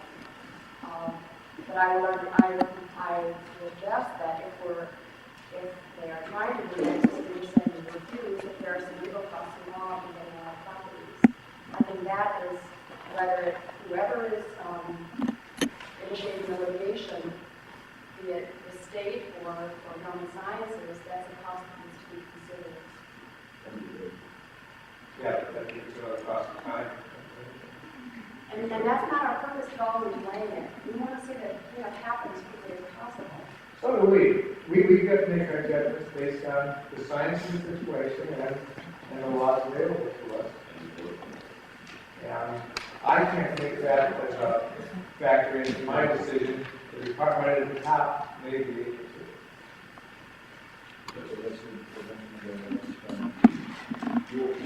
Okay. This is related to the costing. I mean, there is a cost associated with monitoring. Has anybody figured what that cost is compared with the cost of reducing the kilometer back? I would imagine Gelman had, that's a cost issue to Gelman in both cases, so I would assume Gelman was making this. But isn't that something that you would consider in approving the permit? Not in regards to the DAT, it's not in regards to the treatment-based, technology-based unit. So if you're bringing up, there's a lot of potential costs out there that may be considered an offsetting of what level you may want to district. As an example, bring up the issue of litigation related, laundry-related, figuring no costs, monitoring, cost, all of these costs, I'm assuming, are being considered by government. may not be a valid assumption. Well, it may not be. Voters are, next door. You know, I don't know what the motives are, all I'm saying is those are costs that are potential costs. Now, many of those individual costs are not costs that we use when we come up with our numbers, but are still overall costs and costs that the applicant has to consider or should consider. Quite frankly,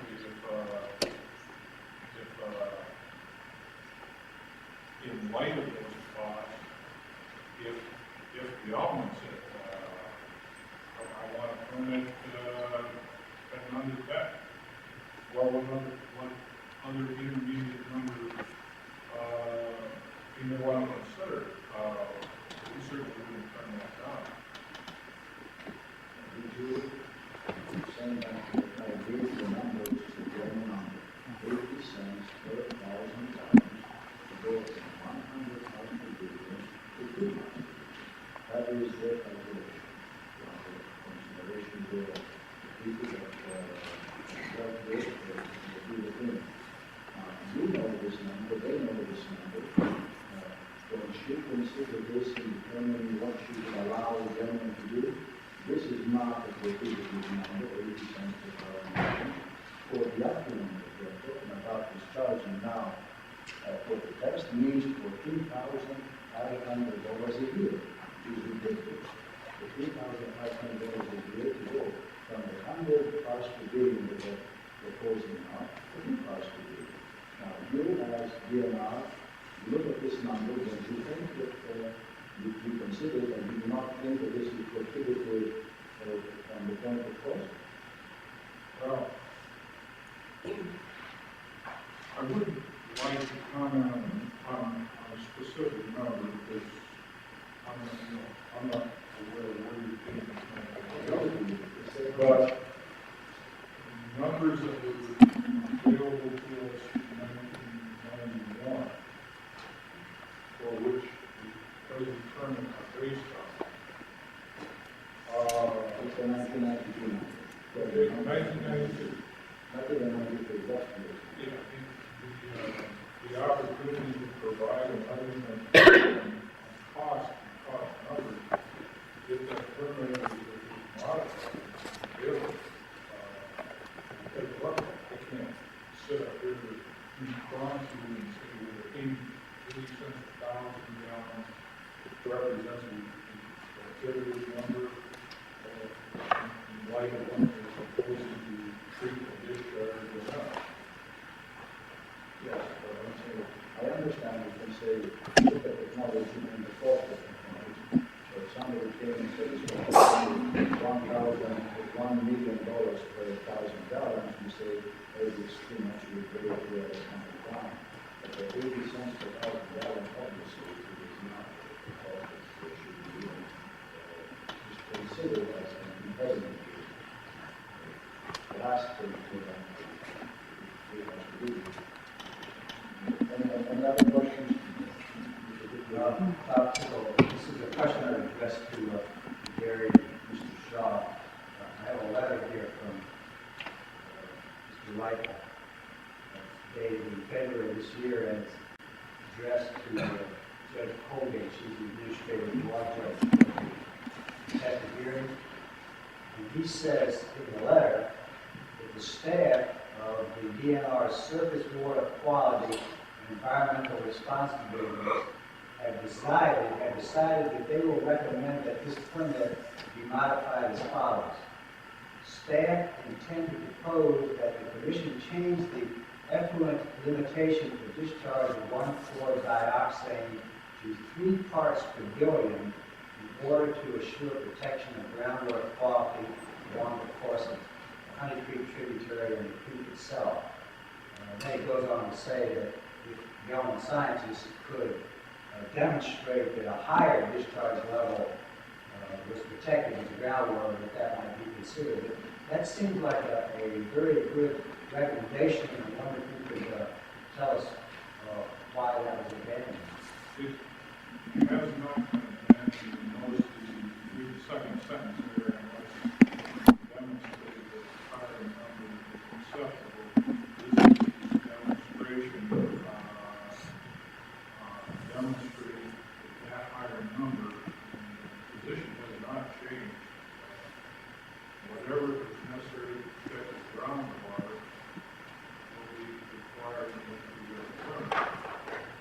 But you never did go ahead with the permanent modification.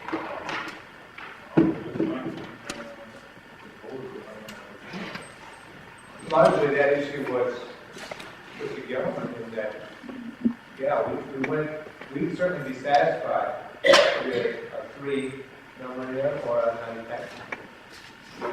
If that deal was admitted, the government reviewed and was interested in, and they would be the ones who would actually have to apply for that commitment of that condition, we would have They proceeded. still had a veto power over that. Well, they're the ones that have to do the discharge. And it's their position that, no, that's not a useful permit to them because they aren't going to do a discharge at that level. Then it didn't accomplish anything by us trying to unilaterally put that condition in. But that option is still on the table.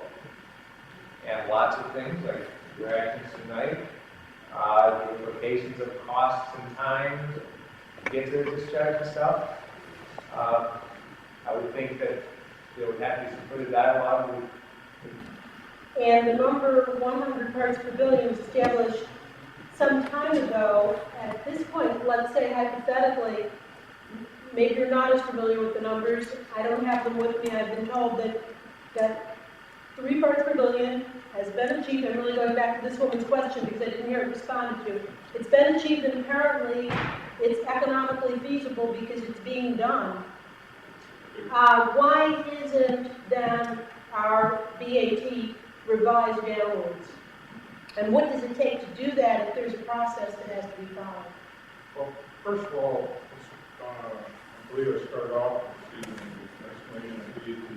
BAT is not what is technically achievable. BAT, and most EPA's interpretation of BAT and all categorical standards, including the chemical industry, does not require treatment using what is technologically. I understand that. I'm saying that let's assume, because it is actually being done, let's assume for a moment that it's also realistic economically as well. And maybe that's not true, but let's assume it. When then in the process do you revise what you'll allow to be discharged to surface waters of the state?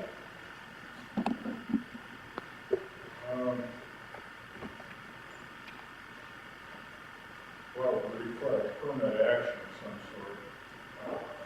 When a major permit action is made, it would need a reevaluation at that point in time.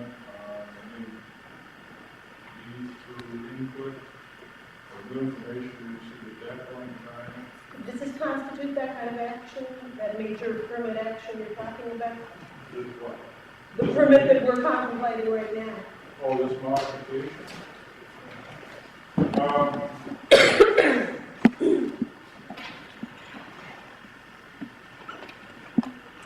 not absolutely certain it does constitute a modification for the AAT. The permit modification, when it was proposed, was based on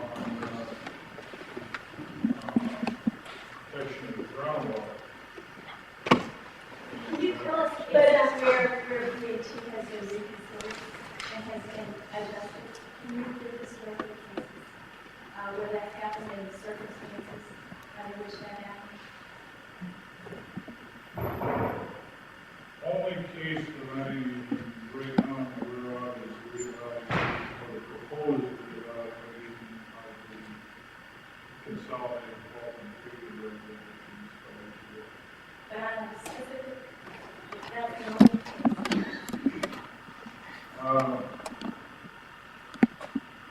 I'm not, well, first reevaluating during the promulgation process. That's the only case that I have a question. I don't think Jansen's has really been answered. Yeah, my name is Tracy from the Intelligence Center. I think, I wonder what your exact calculation is for economically achievable. Presumably you must have some kind of a formula. Does it have to do with the company's total sales, the company's total profit, some percentage of that? If it's completely discretionary, it appears that that would leave you open to tremendous challenge. So presumably, there's some sort of a formula that you use to arrive at this determination. What is that? Well, first of all, we're concentrating an awful lot on economics, but there are variables taken into consideration. But just limiting ourselves right now to the economic issue, there is kind of an intuitive argument that we are basically in the ballpark as far as consistency with other discharges who must meet technology-based standards. You mean in terms of costs, not costs related to the size of the business or anything, just in terms of costs. The costs may be equivalent on similar or just any other kind of fee. No, not similar, but other cleanups needing what is called technology. As I said, there's some systems out there that are very expensive and very sophisticated and need a lot of quality. But to use a technology-based number, we're dealing with it.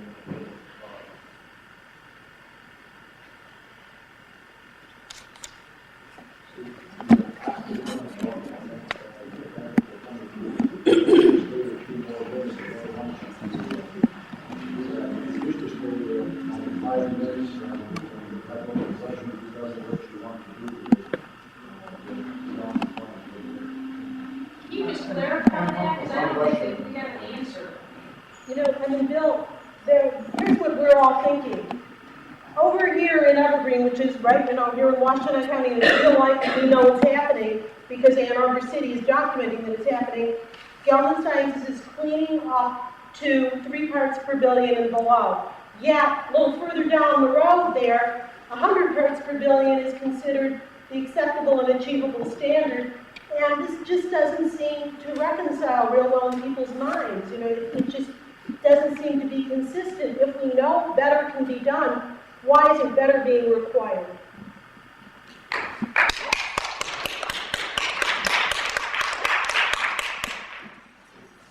Technically achievable argument.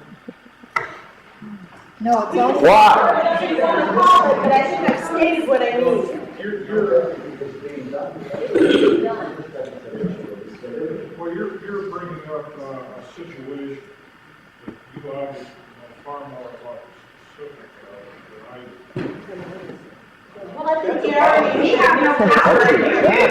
Now learn about it. I mean, we need all of our parts of DNR to work together on this, and I'm not trying to grandstand or anything else, but I mean, the folks who are monitoring Evergreen do know what's going on, and that input has to be fed into your permanent decision-making for us to get the best answer. I'm Janice Bond, County Drain Commissioner. May I ask you to, are you not aware of the fact that these every day, continuously, they are a local compound of Evergreen to make that? You're not aware of how sensitive at all, the daily is happening. No, I'm not. I don't, but you're not aware.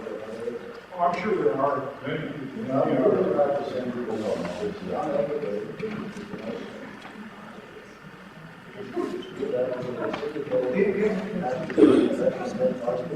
The information is exchanged, there's basis for more of that to occur. There are different treatments. We're starting in the Evergreen with contaminant level that's very low already. And the effort it takes to reach non-detect is very limited compared to what it would be at the core area. So the two areas are not entirely similar. There's some differences there. But we understand the point. When you say limited, what is the difference? Is it 500, 400 parts to 300? Is it 200 to 300 or 3 parts? What is the difference between Evergreen and characterization between you seem to be making a judgment based on that kind of a comparison. No, I'm not making that judgment now myself with regards to. Well, someone is. Gelman is, or someone is. I would hope the DNR is. But I'm just suggesting the differences between the two areas. In the plume, it's, in the core area, we've got up to 100,000 micrograms per liter. We have 500 micrograms per liter concentrations in the western area. But in the evergreen, the maximum, I think, has been 72 micrograms per liter. So it's considerably more concentrated back in the core in the western area. That's the only point there. But they can reduce from 72 to 3. And they could also reduce from 700 to 3. That's technically achievable. Sure, lots. Takes a little longer, costs a little more. My name Definitely, is Pat Ryan. I'm on the Site Review Committee, the Cleanup Review Committee. I live in Ann Arbor at 303 Wildwood. I would like to request from Mr. Shaw and Mr. Batondo, whomever prepared the existing, as yet unimplemented permit, I would like to request on behalf of the committee that we have all of the documentation that you have in your files that led to the establishment of 100 micrograms per liter as BAT. We keep going around and around with how these things how this level was determined.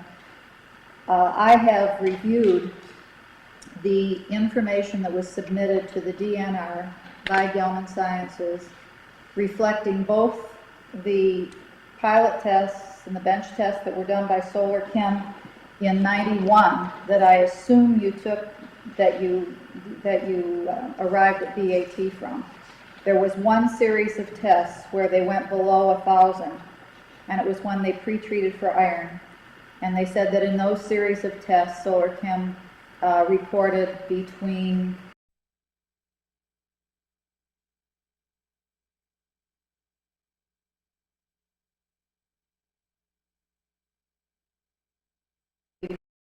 as the effluent. And it appears to me that that's where the 100 came from, that it was some kind of a intermediate number. But I don't see any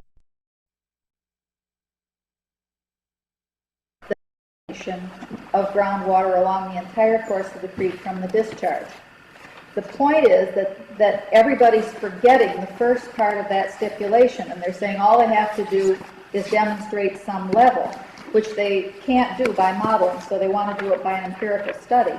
But the first part of that special condition required that there can be no, if there's any discharge to groundwater, they can't discharge to the creek. They can't implement this permit. And that's why I think it's clear that that is the heart of the permit, and to open that part for modification means to me that the whole permit is up for grabs. You can't talk about changing something that has to do with the possibility of discharging to groundwater and going to a groundwater standard and then say you don't have to revise BAT. But I think it's very clear from the company's own data that if they can get to 500, they can get to 0, and they can do it cost effectively. They're doing it for the price of the sewer fees. The Ann Arbor sanitary sewer fees is about the price that it's costing them to go to non-detect and evergreen, and that's why they're doing it. It's totally cost effective. It also enabled them to demonstrate that they could re-inject to the groundwater and get the waiver for a non-detect re-injection, the groundwater rules waiver for re-injection, because they can go to non-detect regularly, and they're actually re-injecting to an uncontaminated aquifer. They're not going back to the contaminated aquifer, they're going to an uncontaminated unit. So I think there's no question that they can do it, that they've already committed to that cost range. When you talk about comparing it to other dischargers, I mean, I think you have to, I'd like to see documentation on what other dischargers you compared it to, whether it's all other dischargers or people working with 1,4-D, which at that time you said there weren't any comparisons. But we on the committee, we've been grappling with this and hassling about it for a long time. We need to see the documents on how the number was achieved, and then we can provide you, if you haven't seen them already, if it doesn't filter to you through the DNR or through the Environmental Response Division, we'll provide you with the documentation that shows that they can do it now, that they are doing it on the very same contamination site. You know, that's what really blows everybody's mind, that Evergreen isn't some distant or unconnected issue. It's part of the same contamination site. What Gary said is true. The levels up there haven't gone to 100. And in the Redskins well now, the last quarterly report showed that the levels in the Redskins well have gone up again to about 150,000 ppb. So we're talking big numbers. But the fact is they've already committed to going to 60 from 150,000. So I think the reality is that they have a discharge permit for 100 and they're going to try to stick that. They're going to try to get that implemented. That's the only reason for it. There's no rational basis and there's no technical basis and there's no economic basis for sticking with that number. So I would request that you provide those documents to the Jackson ERB as soon as possible so we can get that for the committee to look at. We'd like to see the calculations for establishment of the 100 ppb for the existing permit.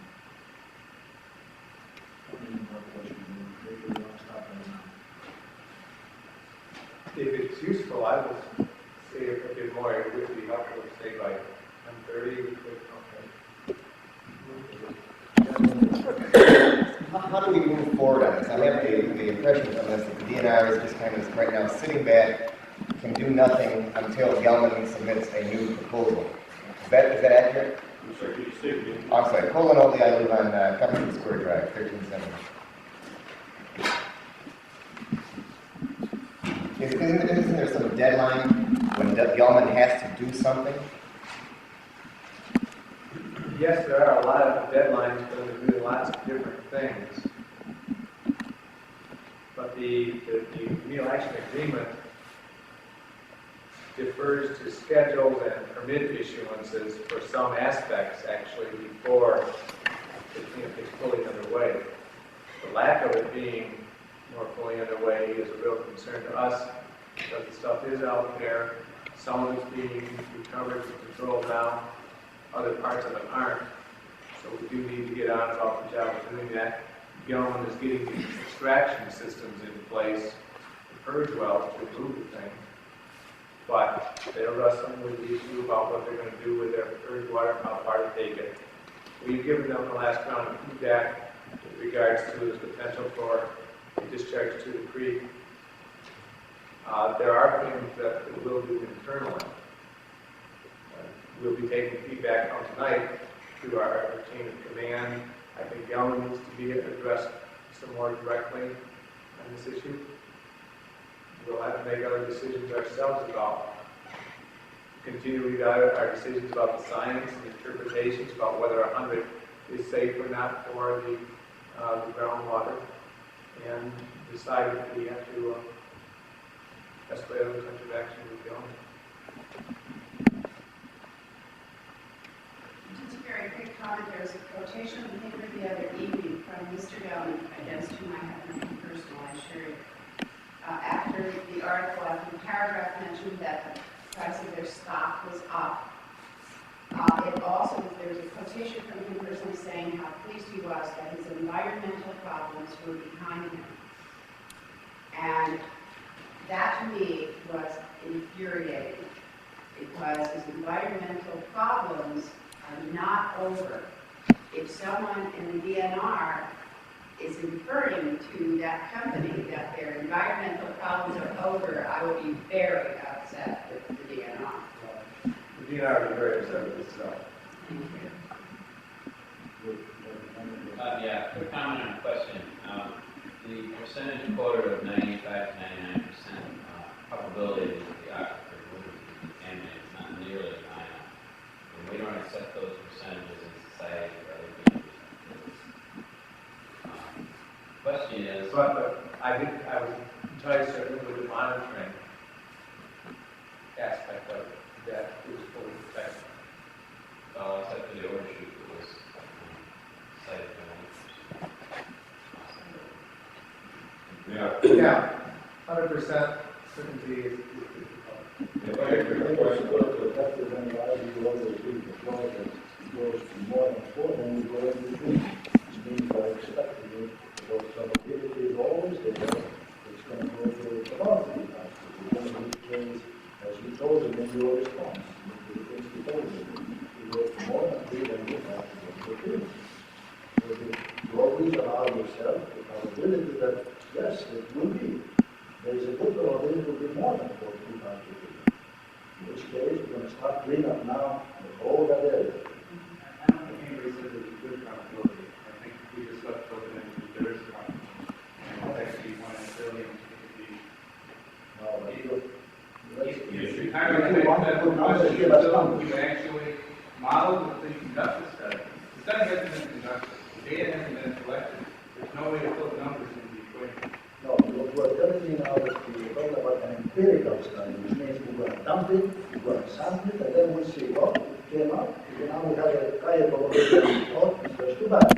Because you cannot make an estimate now to tell me that 95%, 90%, they were challenged before, I think very correctly, because I design radars. When the government tells me to give the radar to detect an airplane at 100 miles, I design a radar and I tell them 95% or 98% probability, which means out of the 100 airplane with 100 miles, you're going to detect 98. I can guarantee you detect 98. That's what we do. And we give them the numbers and we tell them 98% probability we detect. You may miss 2. I'm asking you for a number. You're a scientist, you will ask for a number. Any number, tell us something. 5%, 10%, 50%, tell me something. And you say, I can't give you a number. If you do not give me a number, I do not consider it a scientific study. We're not conducting the But you are accepting it as a solution to an existing problem when the permit says you cannot do it if you are going to contaminate groundwater. It's just as plain as that. And now we're saying it might contaminate it, but we're going to do it anyway. the other thing was, Let him finish. You still have to say something. I still have a question. Okay, go ahead. Okay, you know, we're all aware that this sounds like a pretty silly experiment. We're going to possibly contaminate something to see if what happens, what we're trying to avoid. The question is, why can't we put a non-toxic substance in leachate and not put it well? nothing acts like that. The only thing that acts like that is the vaccine. So that's a technical problem. That's right. I was going to make the point that while you might have 95, 99% confidence at the test well that there's no contamination around it, keep in mind that these test wells are being proposed a half mile apart. Even if they're a quarter mile apart, if that were the standard you were using around the quarter, you could have completely missed the whole evergreen plume. It's such a narrow plume. understand, we have to see sequential, whatever. Well, that's Oh, not so what they're approach proposing. 100%. That's not what they're proposing. Different topic. You're charged with protecting the groundwater resource. How big is that resource, and is it possible that the surveyor company, the way of company that they're proposing numbers as well, that the groundwater will be depleted, and the wells will go dry, and the end result is still going to be that a fair number of people are going to end up not having wells. You have a sense for that? It's happened in south of us, in Will County. Augusta County. Yeah, Augusta County. And There's no cause and effect been demonstrated. Right. But that's happening due to pumping. And you know, I'll just give you an example. I'm a homeowner, I have people around me with wells. I'm going to pump out. I'm just going to turn my pump on at 100,000 gallons a day for the next 20 years. And see what happens. I'm just a nut. I'm rich. I need to do it. I'm not making anything. I'm talking about me, not anyone else. But what's going to happen to a groundwater resource pumping it out? You can tell me what the thickness of the aquifer is. No, If you can tell me what the recharge rate is, if you can tell me what the hydraulic conductivity of the aquifer is, we can answer that question. And the distance in there as well. We know a lot of those things. We can give you, but I'm not sure what your standards for precision and accuracy in our response are, but I can't give you a precise response now. But You're raising the issue is the groundwater cleanup of purging going to cause people to lose the use of their water resource because of the aquifer? I wasn't for an answer to that, because I don't think you have a better one answer. What I would probably do, but What I would like you to do is to consider that issue in the issuance of the permit. I don't know where that's been discussed before, I haven't seen it in writing. I would like that considered as one of the issues, because the groundwater is a resource. When it's dry, it's flowing, these are ancient aquifers, my understanding. I don't know what the rate of repletion is, but I think it's an issue even outside of the groundwater discharge permits, it's an issue with regards to the whole repeal action plan. If we can include the stuff, got to be removed from the aquifer, we've got to be doing a pumping rate that accomplishes recovery, inspection of the contaminants. But we should look at the issue of that we don't deplete aquifers adjacent to the plume, such that the water. just like my neighbors would be upset with me pumping out 100,000 gallons of ridiculous amount per day, Yellen has neighbors as well who have rights, and I'd like the DNR to consider that issue. I assume that what Brian says means that the injection may be something that often we talk about, because you cannot do just put the water back and you don't do that before. Depending on where it goes. I just like to address that. The goal of any good cleanup is contaminant containment. You don't want to be treating a lot of clean water.